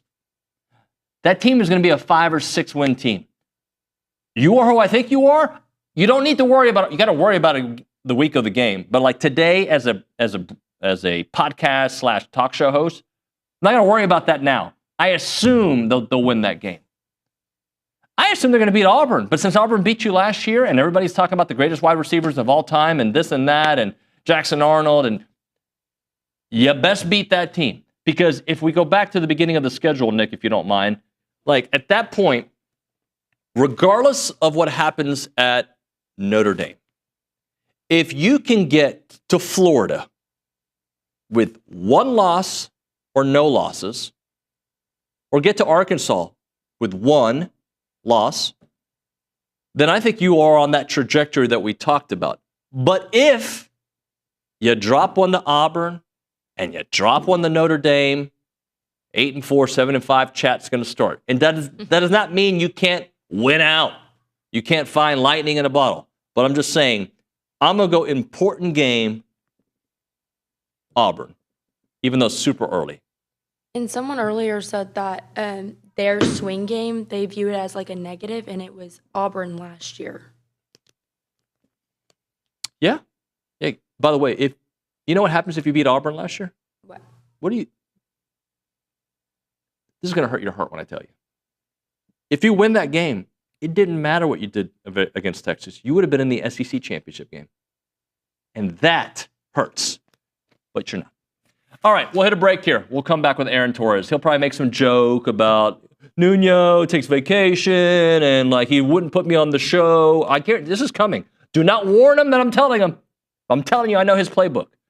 Ryan Fowler, he's at the media days and he puts me on the show. Yeah, because he's Alabama and he probably can't get guests like I can get. Kidding, Ryan. Anyway, that's coming up next on TexAgs. Heritage Films.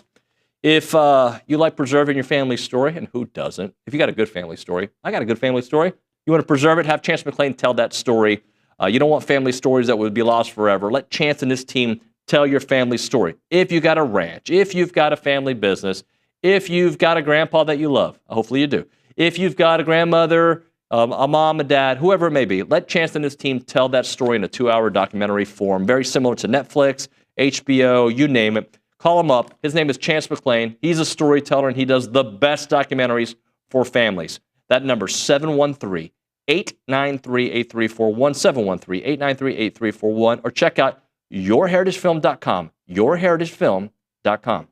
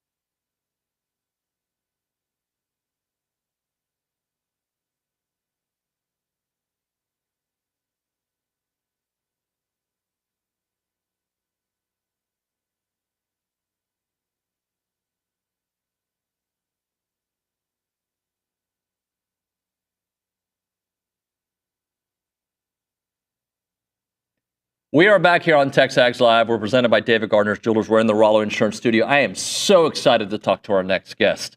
It is time for Around College Football, brought to you by Milliken Reserve, a College Station community featuring homes, trails, farms, and wide open spaces. They have a mission to build a healthy community around nature. Take part in the Milliken Reserve community with a Conservancy membership. You can learn more at millikenreserve.com. We go to the Buppy's Catering and Bartending Hotline. That's where we find AT Aaron Torres from Aaron Torres Online and Fox Sports Radio. Aaron Torres, good morning, sir. David Nuño, my friend, how are you? Buddy, my friend, it's great to hear you. Atlanta last week? Pardon? It is great to hear you. I actually, I know I'm not sure if your audience knows this. I wasn't on with you last week, but I did hear from you. You and Ryan Fowler were rubbing elbows. You basically co-hosted Tide 100.9 for like 4 straight days. I didn't see any pictures with you with the script A on, but I'm not saying they don't exist out there somewhere. I don't know what's the truth. So, well, I was predicting you were going to take a shot at me, and I was wrong. I thought a shot was going to come straight from the beginning. No. And just for the record, your table, I believe, was next to Ryan Fowler. So when I joined Ryan on my Wednesday show, you hopped on, and it was actually very nice to speak with you. I think his audience was as confused as your audience probably is right now. But listen, let me just say this in all seriousness. I'm happy that you guys are besties now, because there was like probably a 18-month period where, maybe not with you and Ryan specifically, but there was some friction. And it's like when your kids are fighting. I mean, I don't have kids, but it's like when your kids are fighting, like, you don't want them to be mad at each other. You guys are friends. So I'm glad that you guys are doing well now. And it is exciting to talk with you. And I'll tell you, in all seriousness, if we want to joke about last week, that's fine. But it just feels like we got stuff to talk about for real. I'm excited for the season. I know you are too, my friend. And I hope everything's well with you. And I hope you had safe travels and a good trip. Thank you, buddy. I have no problems with Ryan. Never did. And trust me, he doesn't want any problems with me. All right, let's talk about last week at SEC Media Days. Oh. Clip that off and put it on social media. It's just a fact, bro. There is not an AM radio host in the country that intimidates me unless they played sports at a very high level. Ryan Fowler's just like me. Didn't play sports at a high level. I was about to say, yeah, I'd like you to see Cole Kubelik in a dark alley. But yes, he did play football in the SEC, so yeah. I guess that doesn't. He's also a very nice guy, him. But he's also, Josh Pate is the one that could probably take me. There you go. You get Josh Pate. Oh, okay. By the way, I saw the clip of you and Pate talking about the 14 college football playoff. We don't have to go there. I thought his point was eloquent, and I agree. It was the one where he basically was like, people complain, well, what would have happened last year if Ohio State got left out? I don't know. They wouldn't have met the qualifications. So anyway, we don't need to get into that. Pate is obviously great at what he does. I can't say who would win in a back alley brawl. I would still put my money on Nuño. But yeah, I saw your segment with him. It was very good. I'm hoping to live up to the standard that he set here. So. What was your big takeaway last week from – well, actually, I'm going to ask you a double question. Takeaways from media days, plural. You've got the SEC, Big Ten, ACC back and forth, mostly coming from the Big Ten and the ACC. And then maybe some of the storylines that came out of Atlanta.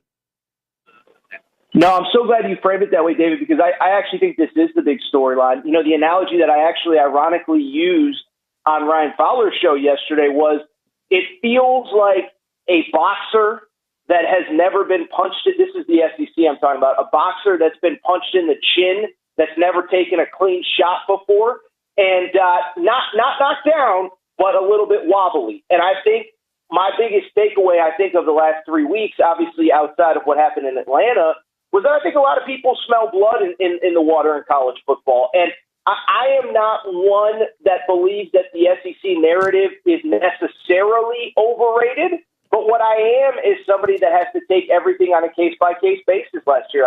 Every case-by-case basis, year by year. I thought based on the standard that the committee had set, Indiana and SMU should have been in over Alabama last year. It doesn't mean that the SEC will be inherently worse this year than the Big Ten or whatever, or that the Big Ten has clearly surpassed them. But I think it is a fair conversation. I think more importantly, people aren't afraid to have the conversation, afraid to push back, whether it is Rhett Lashlee, whether it is Kurt Signetti, whether it is, I think Ryan Day said on Monday or Tuesday that he believes the Big Ten has officially surpassed the SEC. I hope most of that gets settled on the field, but I don't think that we can just default to the SEC as the definitive best next question the way that we could even 2, 3, 4 years ago. Well, I guess it depends on what your argument is for what best means. We're talking about best team in college football. The last couple of years, it's been Big Ten, right? No doubt. But I still will say you line up 1 through 16, both conferences, the SEC would win in a battle royal. And I mean that. So I think when we have these conversations about schedule and like Indiana does not make the playoffs with an SEC schedule. They don't. They might be really good. They might be Missouri. They might be LSU. They might be A&M, but they're not in the playoffs. Yeah, that's fair. And I think, and that's an important context to this whole discourse is that, and I think that's one of the fun things that still remains about college football is that, you can have these never ending arguments. But Indiana didn't play an SEC schedule. By the way, in Alabama, which was the first team left out, they had one common opponent. Indiana beat Michigan. Alabama lost to Michigan. So, I think that part of the context matters too. And here's the other thing. I told this to Ryan yesterday. I'm willing to have, and by the way, I actually agree with you 100%. I agree on a week-to-week basis. Team 1 to the last team in the league. There's no tougher league than the SEC. I also think what gets underrated is the road venues, where in Ohio State and Nebraska or whatever, they can take over a road venue, and that simply just does not happen in the SEC outside of maybe a Vanderbilt. But I also think, like I said, we can't just default to the SEC is always this, the SEC. And the other thing is, if we're going to have honest conversations about in Indiana, about SMU, about whoever, we also have to have them honestly and independently about SEC teams as well. What I mean by that is that, if you want to argue that there was nothing on Indiana's resume that warranted a berth in the college football playoff, which isn't even necessarily what you said. You just said if South Carolina played Indiana's schedule, they would have had a much better record. If Indiana played South, whatever. You get the point. But I also think we, again, have to look at it on a case-by-case basis. And so I'll use an example from the SEC. When you actually peel back Texas's resume last year, there really wasn't much there. The A&M win was probably on this radio station and this network of all stations, but A&M finished 8-5 last year. And and I guess the point I'm trying to make is we can't just default to, well, okay, we're going to hold Indiana to this standard because they didn't play and they didn't beat anybody. But, the SEC teams, they just get a pass.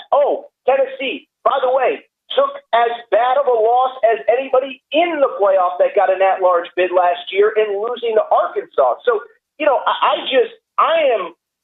listen, it's only my opinion, and I'm happy to agree with you on the point about week in, week out, game in, game out, there's nothing tougher than the SEC. But I also think even in discussing that, we have to go on a case-by-case basis within the SEC because, as we know, the schedules aren't balanced, the out-of-conference isn't balanced, and it's an important distinction that I do think has to be made.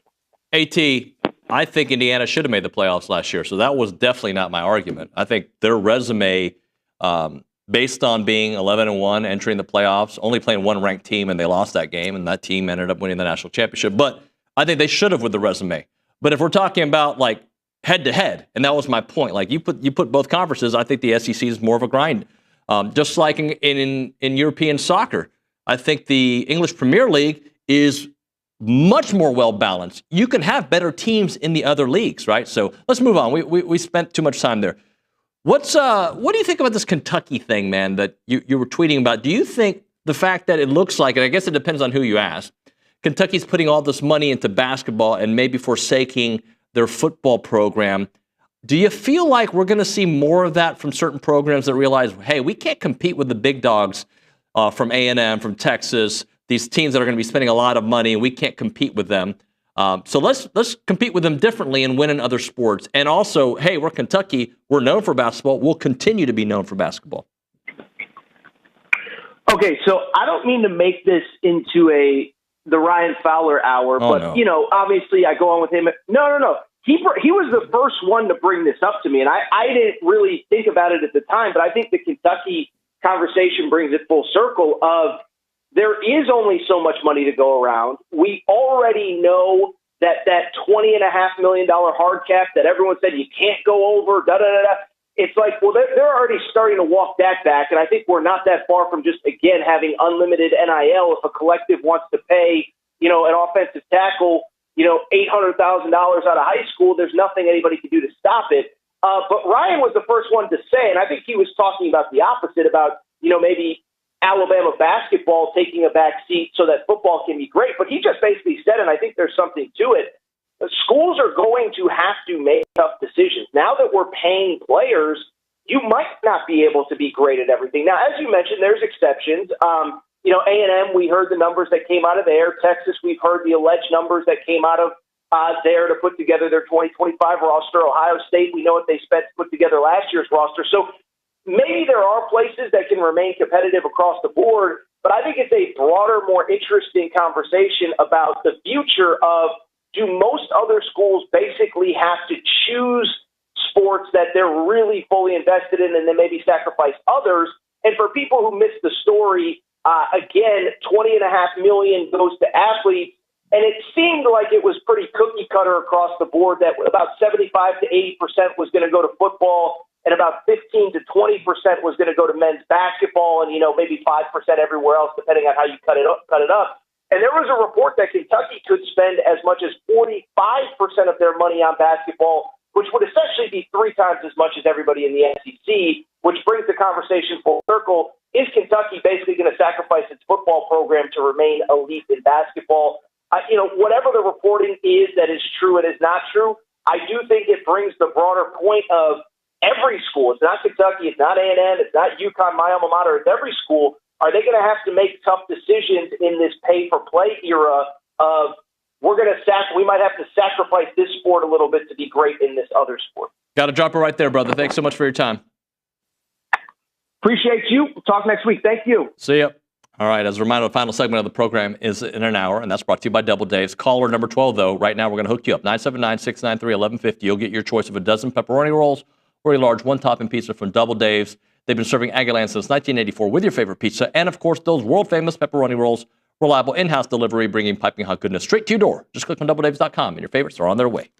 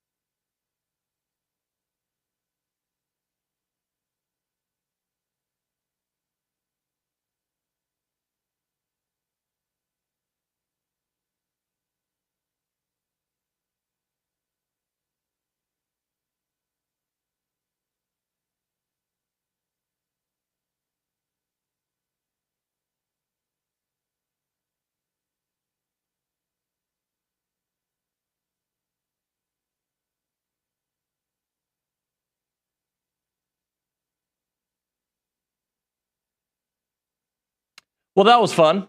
Hour number 2, basically over. Hour number 3, Charean Williams, all class. The fan show. They're fans. They got that going for them.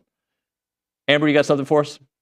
The fan show is my favorite show. No, I didn't ask that. I just like something. So let's provide value, some substance for our audience. Yes.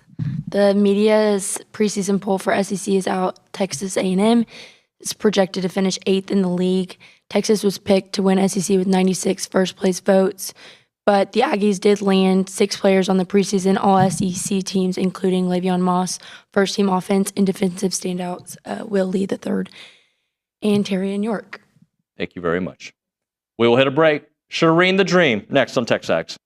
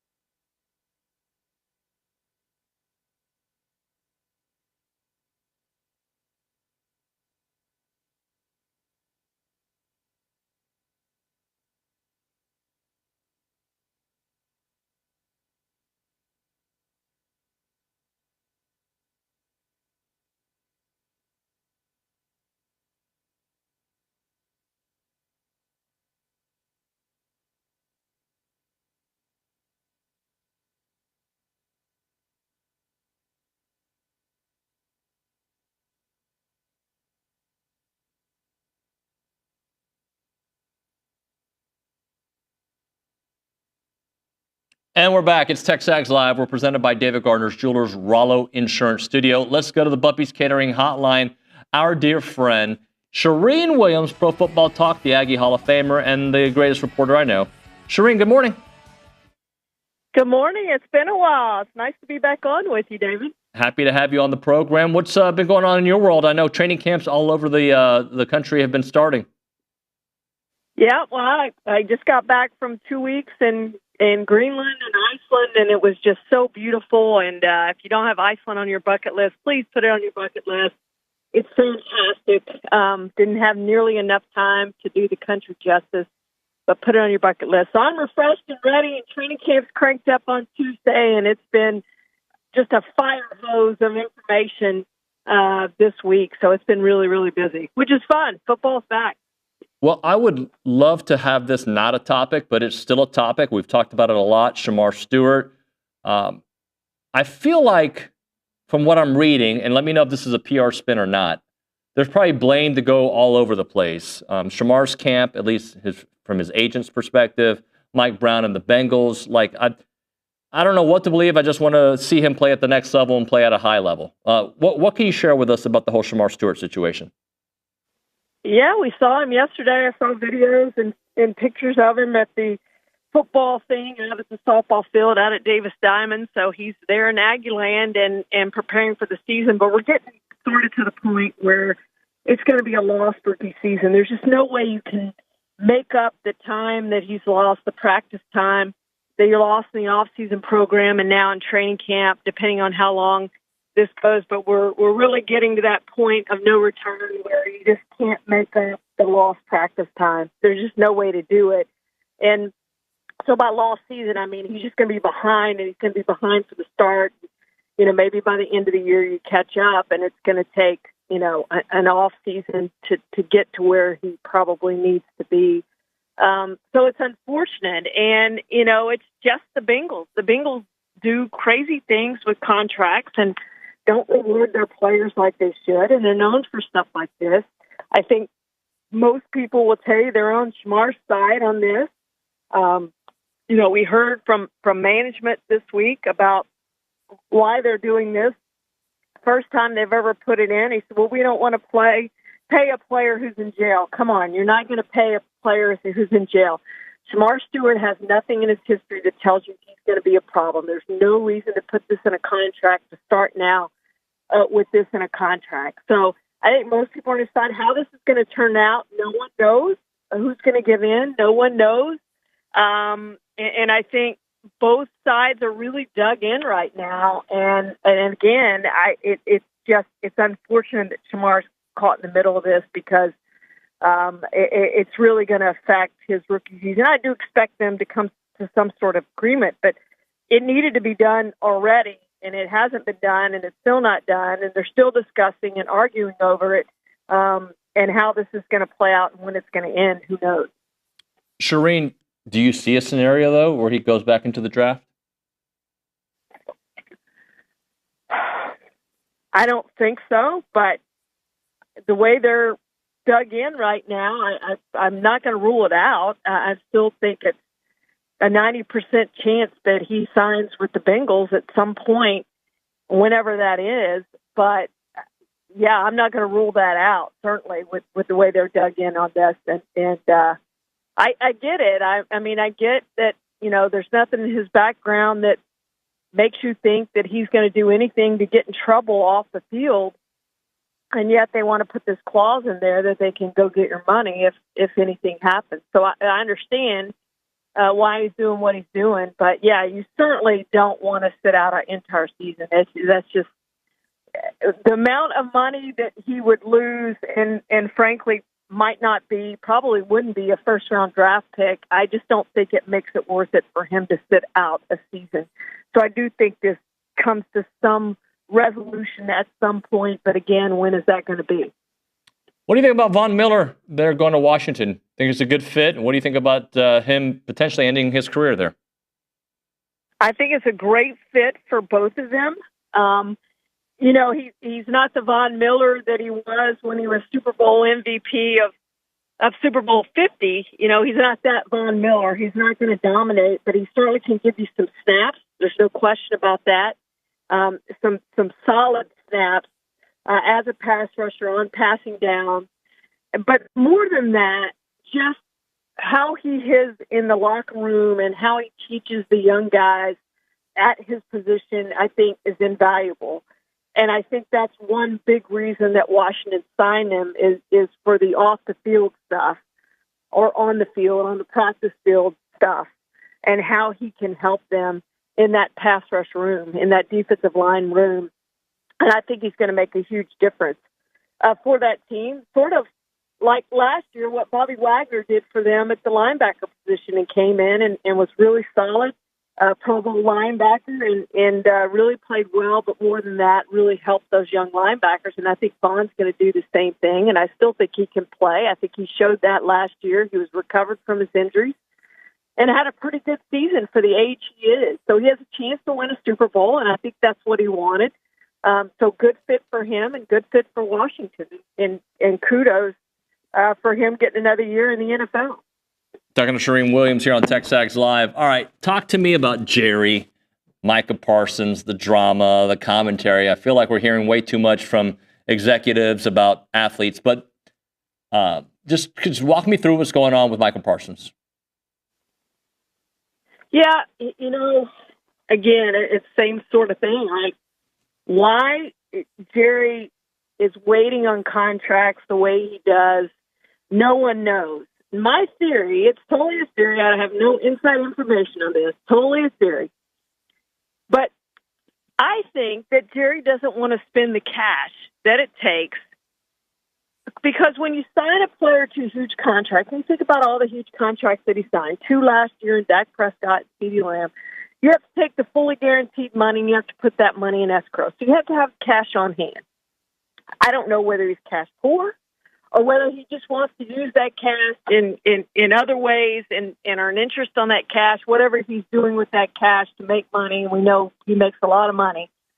But I just think he doesn't want to put that money into escrow, and he wants to wait as long as possible to do it. That's my theory. He wants to wait as long as possible to do it. So that's why we saw 12 days before the season started last year, they signed CeeDee Lamb. And then the day of the season opener, they signed Dak Prescott to a contract extension, and I expect Micah Parsons to go that long. Now, Parsons isn't practicing. He's at camp, but he's not practicing. You know, he's helping the other defensive linemen. He's attending meetings. He's lifting weights. He probably will do some individual drills, but he's not participating in team drills. CeeDee Lamb didn't go at all to training camp last year, and he admitted yesterday that's why he got off to such a slow start. First 6 games, he didn't have a 100-yard game, still ended up with 100 catches, over 1,000 yards, and continued that streak. But got off to a slow start, and that's what will happen to Micah Parsons as well if he's not participating in training camp. It's what's going to happen to Shamar Stewart, especially a rookie who's never played in the NFL. Like, these guys, there's training camp for a reason. There's an off-season program for a reason. It gets you ready for the season. It doesn't matter how much you work out on your own, how much you lift weights. You can't duplicate training camp where you're going through the drills and you're going against, in this case, offensive linemen and things like that. It doesn't work. You're not in football shape. You're not football ready when the season starts, and that's where Micah Parsons is, as long as they drag this thing out. And you know, Parsons says that his agent called the Cowboys and they have not returned his phone call. Why, I don't know. It's really a simple deal to do. They have the deal of TJ Watt. They just take that, they add some money to it, and boom, you're done. It really is a simple deal. It's not that hard to do. You just go up a little bit on what Watt signed for yesterday, and boom, you're done. And that's all it takes. You can do this deal in a day. And the Cowboys haven't done that yet for whatever reason. You know, people say, well, he's going to get about what he would have gotten, you know, in 2020. He became eligible for a contract in 2023. Well, that's not true. I've seen that on social media. He's going to be paid more than he would have been paid if you had signed him to extension in 2023. And not only that, you create the bad blood between players or among players. When you do stuff like this, they don't show the loyalty that maybe you want him to show. Is he going to be happy with Jerry Jones once he signed this deal? Absolutely. But you've created bad blood before you've done the deal, and there's just no reason to do that. Charean, talk to me about the Steelers situation, because I read your article about Mike Tomlin, and they didn't really have a plan other than Aaron Rodgers, it feels like, this offseason, and it ended up working out, but it was kind of a dangerous game. It really is a dangerous game. I want to mention one thing before we go. Shamar Turner injured his ankle, by the way, in practice. I think that was today or yesterday. They mentioned it today. So Shamar Turner is having a little ankle problem there. So we'll hope that it's not a high ankle sprain and he can get back on the field. The Steelers didn't have another plan. They knew that, or they were pretty sure that Aaron Rodgers was going to be their quarterback, and the backup plan was going to be Mason Rudolph, which would have been a disaster in my mind if that had worked out that way. But they were convinced all along and seemingly had a verbal agreement with Aaron Rodgers months before he signed, which came June 10th when he actually signed the contract. But they knew Aaron Rodgers was going to be their quarterback. And it's the same thing we're just talking about. He missed the entire offseason program. The only thing he participated in was the mandatory minicamp. And now he'll have all of training camp. And for his age and his experience, maybe that's good enough that he can start out the season, on a high note and not have the slow start that guys tend to have when they miss some of the offseason program and training camp. So he is there in training camp. But you do wish, I'm sure, if you're the Steelers, that he had been there during the off-season program and gotten some snaps with his receivers, learned his receivers a little bit more. And I know they went to Malibu and they did some things there. They worked out there together and all of that, and that's fine. But again, there's an off-season program for a reason. There's training camp for a reason, and it's to get you ready for the start of the season to be ready to go day one. And we'll see if that affects him at all. But he is there during training camp. He is their quarterback. Probably his last year of playing, so he has a chance to kind of get rid of that bad taste in his mouth that everybody kind of has with Aaron Rodgers after seeing him the last 2 years, 4 snaps 2 years ago, and then he snapped that Achilles, and then last year just his numbers were okay, but just didn't have the wins that should have gone with the way he played. So he'll have a chance now to get a little redemption in Pittsburgh. They're going to have a good defense. They're going to have a run game, should have a run game to go with him. So we'll see how he can bounce back and if he can have a solid last season in the NFL. Any word on how the transition in offense for the Texans is going, and any early word from the Texans? Yeah, I think fans are going to enjoy, Texas fans are going to enjoy watching this offense. I think it's going to be an exciting offense to watch. Getting some positive feedback on things they're doing. The rebuilt offensive line is going to help C.J. Stroud. It's going to help the run game. The changes they've made at the running back position, the additions they've made with Nick Chubb, I think to go with Joe Mixon and Dameon Pierce is going to be fantastic. There's going to be a team that's going to be hard to stop running the football, and then if they can protect C.J. Stroud even at all, I think it's going to be a potent offense. I think it's going to be a fun offense to watch this season. I think it's going to be much, much better than it was last season. What's the word out of Cleveland? I mean, one week I hear Shadur Sanders is great, then I hear Dylan Gabriel's great, then I hear Flacco. What? And Shadur potentially was one of the guys I saw on social media. I don't know how true it was that he could get cut, but he's not going to get cut because you're not going to draft him there. Just break down the quarterback situation there with the Browns. Well, it's kind of the way it always is in Cleveland. Who knows what's going on at the quarterback position? But they have 4 quarterbacks competing for the starting job. I think it will end up being Kenny Pickett.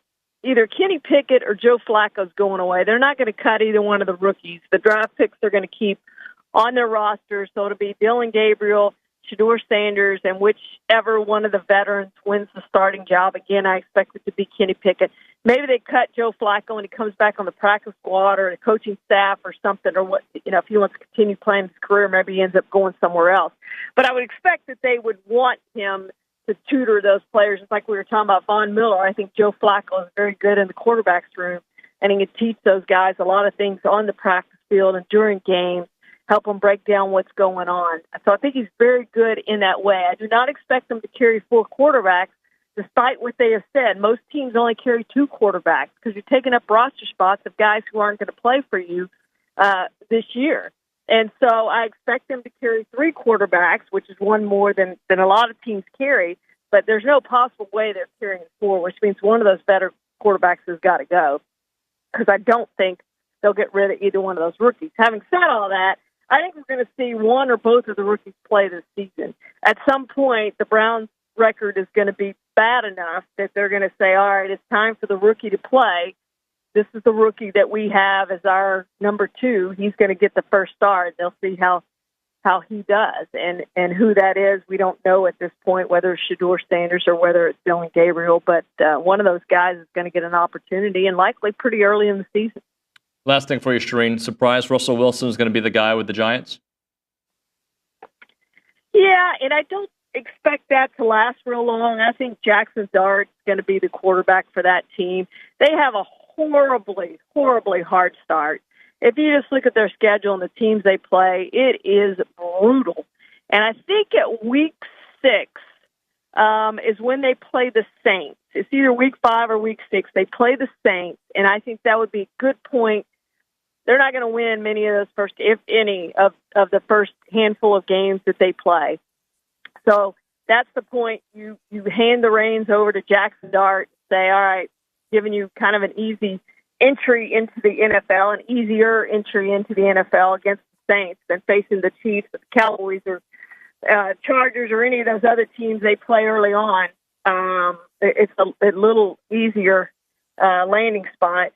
So I expect that to happen early in the season, that Jackson Dart will be the quarterback of the Giants to finish the season. And I think Russell Wilson's arm is shot, and his legs certainly aren't the same as they used to be. And I think he's close to being done. This may be his last year in the NFL as well. We talked about Aaron Rodgers, but I think this could be the last season for Russell Wilson as well. Great stuff, Charean. Thanks so much. Happy to have you back. Thank you, David. So, yeah, Charean Williams on the Buppy's Catering and Bartending Hotline. We'll hit a break. We'll come back with the fan show, guys. Right now, moment for Caldwell Country Chevrolet.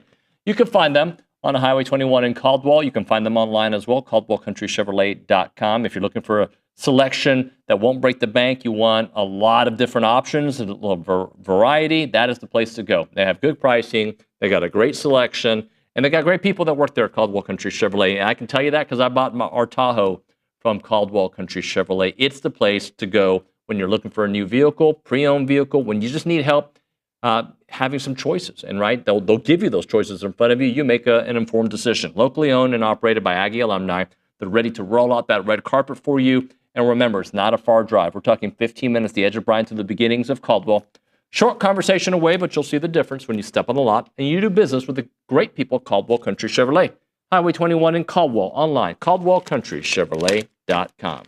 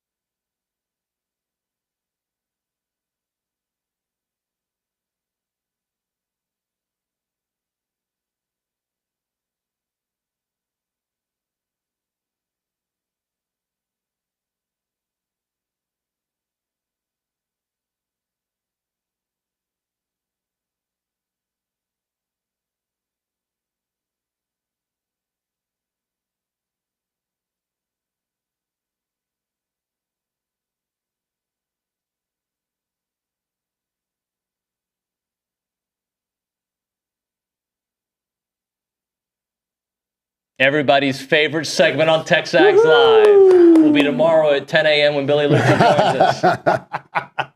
But right now, it's time for the Fan Show. Morning, Matt David. Browning, I knew you were going to be here. I knew it. Buddy, I wouldn't miss it. Hi, buddy. You're always happy. Yeah. Roy May. He's the busiest guy that can always carve out time for the Fan Show. But he's busy. Yeah. Don't let you busy. think.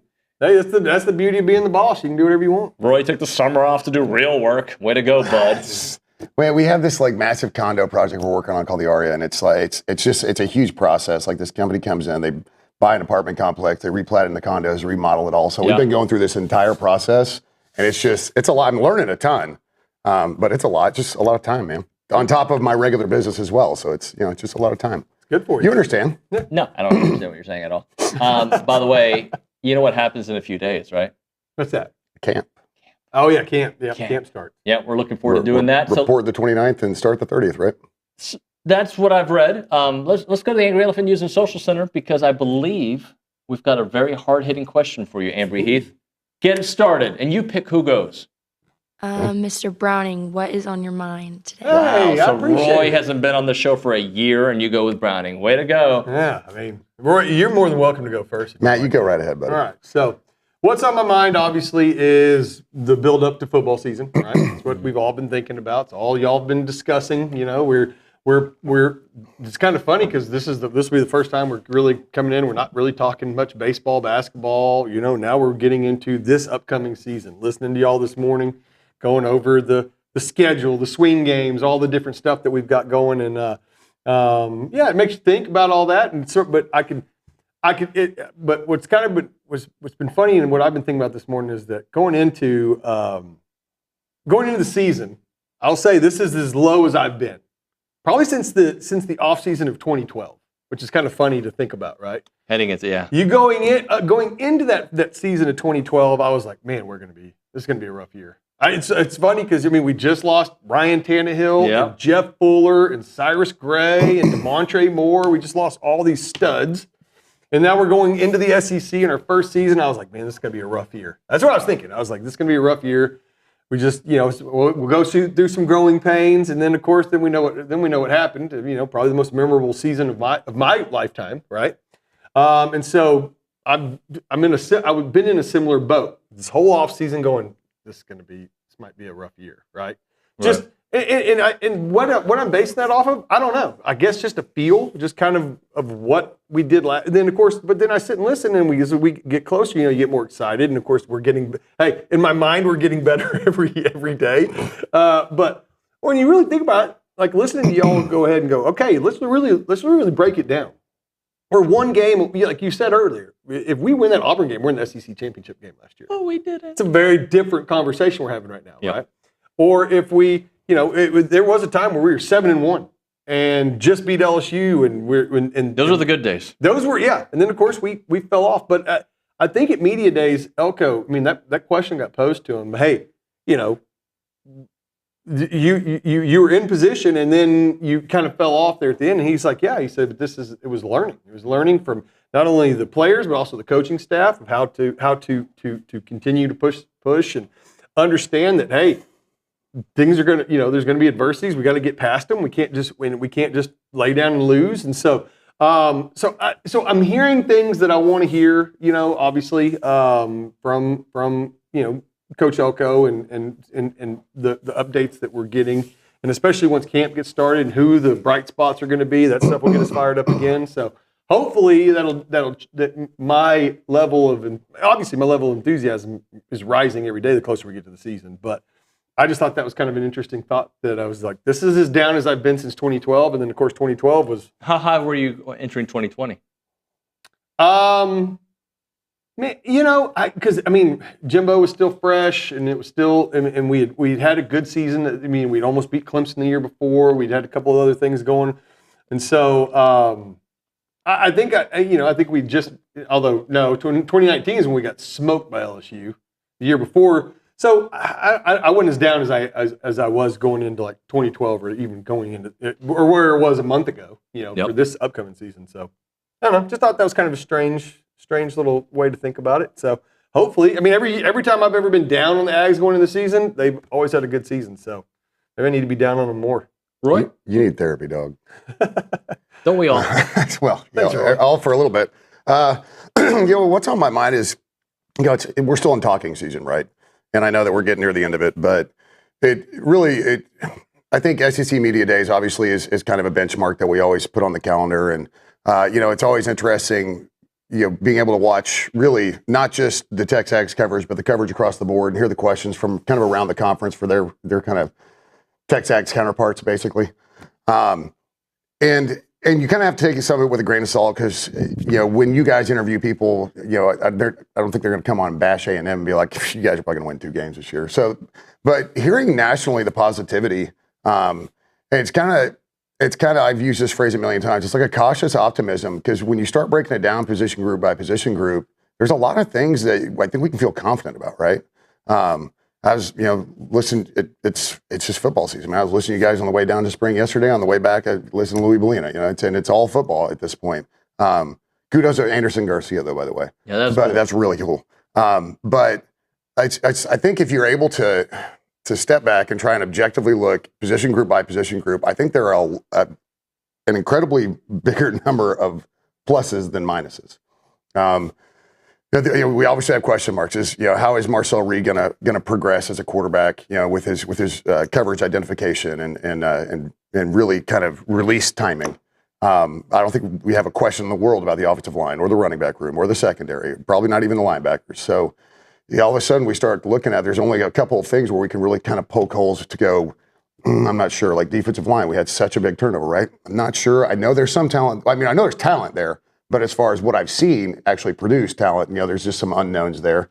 Tight ends, kind of the same way. I think there's just still an unknown just because, again, it was an off. With Colin Klein coming in, I think we expected to use a lot more tight ends than we did.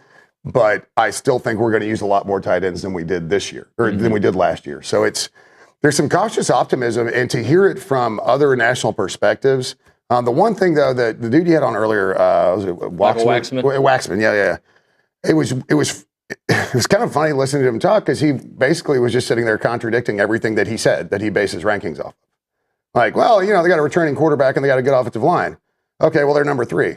Okay, we have we have a returning quarterback, a good offensive line. Yeah, that's why you guys are 19. Why? Well, it's because of your schedule. That also makes no sense because everybody in the SEC generally has a pretty difficult schedule. So the disparity between like 3, 5, and 19, I think, is a little big.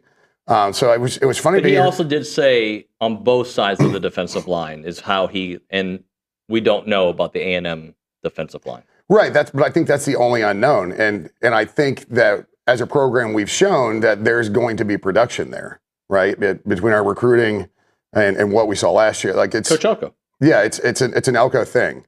So while we can't guarantee it right now sitting here, like he's going to have 7 sacks again this year because he did it last year because there's some unknowns that we just haven't seen play. I think you'd be safe to bet money on the fact that we're going to have production out of our defensive line. Yeah, look, I got more. There's some areas that I have questions. I think we all do. And then there's others where there's questions that are like, yeah, but. So let's kind of go through some questions, yeah, but, on the other side. Right now, we're going to hit a break, and I don't know what we're going to talk about because I don't have my spots. So we're not going to hit a break. We're going to hit a break, but we're just not going to talk about something except for what you're about to hear in 5, 4, 3, 2, 1.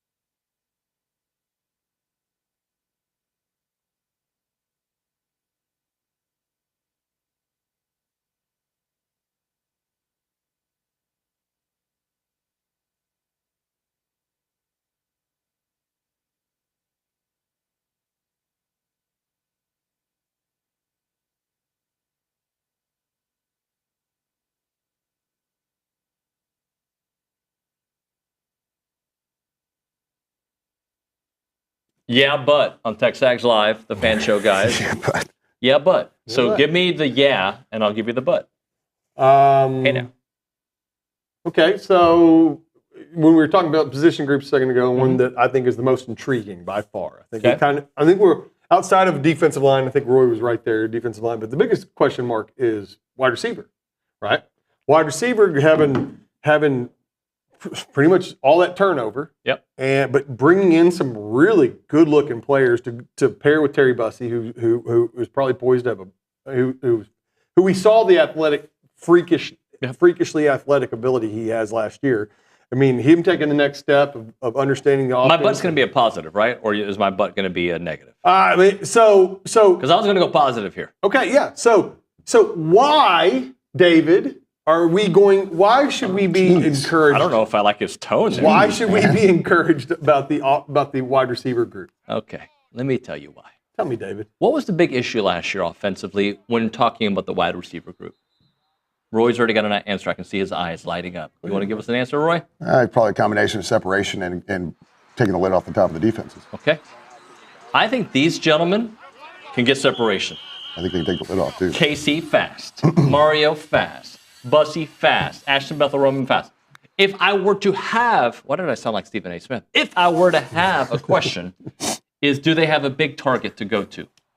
Could be Amari Nyblack, who's on our 25 and 25. I believe he was 24.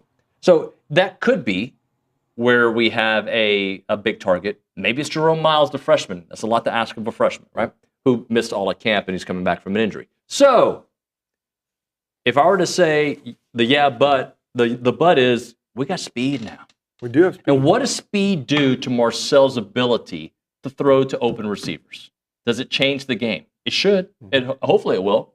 I just remember last year, like, God, I don't feel like any of these dudes are getting any separation. Yeah. So there's my but.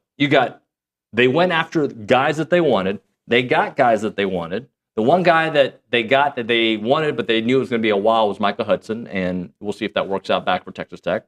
They got some dudes that can get separation. I've said that for a long time. Watching those Bama teams that had Waddle and they had Waddle and Devontae Smith and all these. Of course, these are all absolute studs. Don't get me wrong, but those guys always were just running wide open. I mean, they always had guys that were just running wide open, and I felt like every time you'd see us drop back to pass, we're throwing it to a guy who's got somebody draped all over him, And so we never had any yak. It didn't seem like for all those years. So getting these little quick, fast guys that can get open and get open quick, so that Marcel can get the ball out faster, I think is going to be a positive. So I hope it works out. I do. Roy Tolcito, that's how we'd say it in Spanish. Give me a but, and I'll give you the but. I don't even but's right. I'll just give you a reason it will be better. I'll give you one that's going to be kind of difficult. Okay, good. Because I don't think there's really a response to this. Okay. Can we stay healthy in the backfield? Because that's my biggest concern. You see how my face changed? Because I'm going to tell you right now, if we stay healthy in the backfield, I think the potential is to literally have the best backfield in the SEC, if not the country. Okay. My concern is with injury, but man, we've got the talent. So I'm not as concerned with injury in the backfield as I am injury at quarterback. That's fair. Because I'm going to talk to Ruben Owens later today, and I expect for Ruben to be a real player this year, like a real. I expect him to be a dog. I expect for Le'Veon Moss to be Le'Veon Moss. I expect for Amari to be Amari. Okay, that's a lethal running back room. I expect EJ to be Emmett. No, just kidding. No, I was going to make a joke, but I decided against it. Yeah. No, I don't. Look, I was very intrigued by what we saw at the end of the year from EJ, right? That's much better version of him. Yeah. So I'm not as concerned about that because I already think like you've got a guy in Amari who did it for you last year when you needed him to. I hope it doesn't come down to your third running back. You've got a guy in number 2 that has potential to be 1A, and you've got a guy who's 1A, who's been 1A and can do it. We just got to make sure he's healthy. Yeah. I'm more concerned about the quarterback position because it's been since the Kennedy administration that a healthy quarterback's played at A&M. Yeah. Here's my but. Johnny was healthy pretty much his whole career. But Here's my yeah, but to that. I mean, in the 2020s. So not Kennedy. Here's my yeah, but to that. So I think the one thing that's going to help the health in the backfield is the depth. I mean, you're not going to have to give these guys aren't going to have to get as many reps. When Le'Veon doesn't have to carry the load that he had to last year because Reuben Owens is going to be so good, and you got Amari Daniels who's been fantastic. You got EJ, and then what's the freshman? But I mean, so you've got 4 running backs right there that are pretty darn good. And so being able to kind of mix that group together, and the fewer reps you put on Le'Veon and Reuben Owens, the healthier they're going to stay. Well, and you add on the fact that, a lot of times the health of your backfield is kind of dependent on the ability of your offensive line. Yeah. Right? Yeah. They were showing some clips up on the TV, and it was all the different backs, and just seeing their vision, because it was really kind of like from the defensive standpoint. So seeing the vision of these guys hitting those holes and being able to get to there's no contact until they get at least to the second level kind of thing, right? And if these backs get to the second level, they are dangerous. Yeah. By the way, I just wish they'd have done that against Texas. I think you were alluding to it, but the freshmen on the roster, it's not their time right now, but all reports out that they're very excited about Tiger Wright and Jamarian Morrow. So Wright was he looked good in the spring game. Yeah. There's what was that? I can't remember which quarterback it was. One of the quarterbacks looked pretty good. It looked like he needs to put on eat a couple butter sandwiches. Talking about Brady Hart? Yeah. I mean, and I think but I will say this, at least on the offensive side of the football, I think the easiest position to play as a freshman's got to be running back. Get ball run. I do think see hole, hit hole. Yeah. I mean, I think so. So if you're going to come in as a freshman, I think that, and then if we had to go to those guys, if some of these guys are, so I do think that of the position, so having those freshmen, it could be, it's not as concerning as it would be other positions. One thing that Billy does well is when there's a question, he does a lot of things well, but when there's a question about our team, and especially the way we evaluate Aggie athletics, we're a little more hypercritical, using that same lens for teams you're going to face. Because, we talked about other than history, and history goes a long way, A&M has had some issues that have popped up consecutively or consistently. And consecutively, unfortunately. But when you look at some of their opponents, they got a bunch of this, like when we're pointing at them, there's 3 fingers pointing, you know what I'm saying? Like there's a lot of stuff you can point at them and be like, we've already talked, I think, too much South Carolina today, but we've already outlined South Carolina's questions. LSU, everybody is sold on them. Everybody. I'm a little higher on them because I started drinking what they were selling at media days. I think they're going to be really good because Brian Kelly is good for a 9-4 type of season or 9-3 type of season. But new offensive line, the defense hasn't been very good. They got some really good wide receivers, probably the best you can get in the transfer market. Does that mean it's going to be what it was last year? Does it mean that Nuss with a new offensive line is going to be just as good or better as he was last year? Those are all questions. You can do that to almost every team. You can pick apart any team. When starting with Notre Dame, they're easy to pick apart. Like you were saying earlier, they have some offensive line issues, but they had those last year, and amazingly they weren't issues. New quarterback, Love is, and it's not my only concern when it comes to Notre Dame, but if you can contain Love, you put a lot of onus on a new quarterback. South Carolina, a lot of overhaul on their roster, right? LSU, like you said, their defense hasn't been very good. Arkansas. Can they stop the read option? Right. Until Sam Pittman leaves Arkansas is just going to be Arkansas. I think my concerns this season lie more on the schedule as opposed to I have more concern with the schedule than I do question marks about our team. So my main question marks on the team are, I'll say defensive line, I guess, but Marcel's connection with the whole new crew of receivers and his progression as a quarterback, doing his reads and going through his, through his progressions and routes. But I'm more concerned about when you look at the schedule and you go, all right, well, Notre Dame away, even if they're not as good as we think they're going to be, that's Notre Dame away. It's a new experience for every single person in that locker room. You have a stretch for three straight games where you are not home. And it's Arkansas, LSU, Missouri. You're talking about an entire month's work because you have a bye. And what's funny is at Arkansas, to me, I think that's such a huge pivotal game because you're about to be on the road for a month. If for some reason you stumble at Arkansas, man, It'll snowball quickly. It is wild. We don't have a single game, a home game between October 11th to November 15th. Yep. Wow. Here's what I'll say about Arkansas, though. If you stumble against Arkansas, sure, you can turn your season around. It's just going to feel like, here we go again. It'll be a little bit of that. And to me, it's not necessarily stumble, lose, but like go to Fayetteville and be in a tight one. Like you don't even want to do that. Because no, you want to squash them. You really, you want to go on the road and get all the momentum in the world because obviously one of the most pivotal games, if not the most pivotal game, is going to be LSU, right? You're going to Baton, or you got to go to the Red Stick. You got to play an LSU team that everybody thinks is going to be really, really good. We've never won there.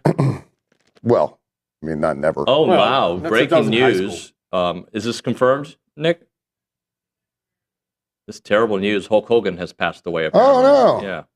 Yeah. So Nick is just letting me know. So this apparently it's all over the place on social media. Oh, that sucks. Man. Yeah. So Hulkamania. That's tough for our age range. Right. We all grew up with the Hulk. Yeah. Man. Hopefully we can come back. Brian broadcasting the "I'm a Real American," the Hulk Hogan theme song. When we come back, let's listen to that. We'll hit a break here. If your organization or business is looking for an opportunity to engage with Aggies, check out the Association of Former Students because they bring Aggies of all ages together during their marquee events held throughout the year. Marquee events such as Aggie Ring Day, All Aggie Hullabaloo, and The Gathering welcome tens of thousands of guests. And there are many sponsorship and vendor opportunities to get your brands in front of those attendees. All these events offer a wide variety of both digital and in-person options to get your brand in front of those attendees. And this includes on-site presence, activation, recognition, social media posts, and much, much more. There's also advertising opportunities in both the Texas Aggie Magazine and the Aggie News newsletter, which are seen by over 230,000 people. So if your business is ready to engage with Aggies, choose a partner with the organization that's been supporting the Aggie Network for over 140 years. For more information on options available through the association, please email sponsors@aggienetwork.com. It's the Association of Former Students.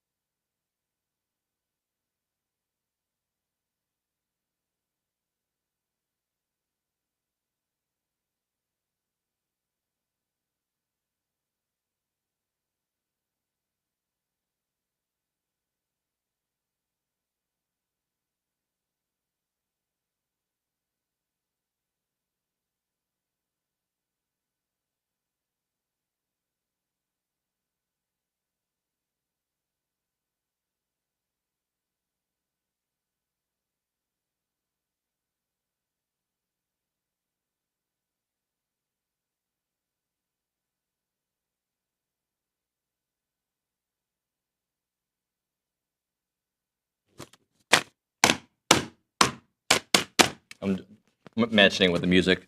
The real American Hulk Hogan, TMZ is reporting, has passed away. Nick told me when he came in here, cardiac arrest. Horrible news for people who grew up in the 80s. Horrible news. That's what we've had. Ozzy Osbourne pass away. Yeah, it comes in threes. Theo Huxtable. Theo. Yeah, Malcolm Jamal Warner. So our childhood is just dying away as we go. You know, Theo Huxtable, and I mean, I'm surprised Ozzy made it as long as he did. I mean, the man was biting bats' heads off. I thought he was older than. I think he was in his early 70s. Yeah, Right? I thought he he was looked older. 97. Yeah, I mean, when they put him on TV, that was a bad call. Horrible. But the Hulkster, man, that's tough. That's tough. So BTTS, I should say, says, David, a quarterback is part of the backfield. Yes, I recognize that, but I think you were alluding to the running backs. I was really focused on obviously the running backs, but that point kind of stands in the sense that a good offensive line also keeps your quarterback healthy. Yep. Now the Le'Veon injury last year was not that wasn't an offensive line thing. That was a freak injury. Yeah. As for Connor, I think Connor came into the season not as healthy as we would have liked, and then I think that, along with poor play, along with not just feeling the rhythm, I think affected his mind. Yeah. And I think Connor will probably be fine in Houston this year Hope if he's healthy. Yeah, hope he does a good season. Any other takes from this SEC, Big Ten, ACC? Do you guys even care about, you guys only play 8 games, we play 9, we're better, we win the championships, you guys don't anymore, haha. You care about any of that? I don't. The ACC is just like the annoying little kid that you just want to smack. Like, just shut up. Like, please, just shut up. Like, you go back, you look at the last 15, 20 national championships, all right? So, cram it. Yeah. All right? You've had the opportunity. You've had the opportunity in the playoffs, the BCS, this new playoff structure, the 14. You've had opportunities to beat teams, and you didn't. So that's really all it comes down to is what happens on the field. So if we eventually move to a 9-team schedule, so be it. But, like, these head coaches acting like children with these barbs in their interviews. It's just, it's dumb. I don't care. The talent, so the NFL is not stupid. They know where the talent is. I mean, go back to the 2025 draft. How many players were from the SEC and how many were from the Big Ten? I mean, that's the thing that every single year they double up all the other conferences. Mm-hmm. And so you're looking at the fact is that any given Saturday in the SEC, if you're Missouri and you're going on the road to play Mississippi State, they've got 2 or 3 guys on that team that are NFL guys. Yep. Where if you're I don't know, Michigan State, you're going to play Rutgers, who has no one. I mean, that's the difference. I mean, even the lowest tier teams have NFL talent in the SEC. And then you go play the middle tier and the high tier teams, they're loaded with NFL talent. Right. I mean, we're a perpetual 8-4 program, and we get guys drafted into the NFL every single year. And so, and then look at the recruiting rankings. We're getting the best talent out of high school, and then that moves on and you see that moving into the NFL. So that's nonsense. Yeah, we play an 8-game schedule. Fine. All right. You want to knock us for every SEC team playing 3 cupcakes? Great. But fact is that when you play the SEC gauntlet, it's a completely different ballgame. Well, everyone knows it. Well, and everybody in the SEC also understands that because we have 4 non-conference and one of them better count. We do it. I mean, we get it. Yeah. So I don't really understand. I mean, we're playing 8 in conference. Okay, but we're also playing Notre Dame on the road this year, right? Like, look across the ACC and their non-conference schedule. Also, the fact that they play 8 allows them bragging rights to beat those other conferences aren't really scheduling the SEC very much. It gives the SEC bragging rights when they beat the Big 12, the ACC in their resume. Yeah, I mean, he's right. And so when you go in and when you look at that 4th team that we're choosing every year, I mean, we've had Miami's, Clemson's. Gotta drop it. Thank you. Aaron Murray tomorrow. Bye.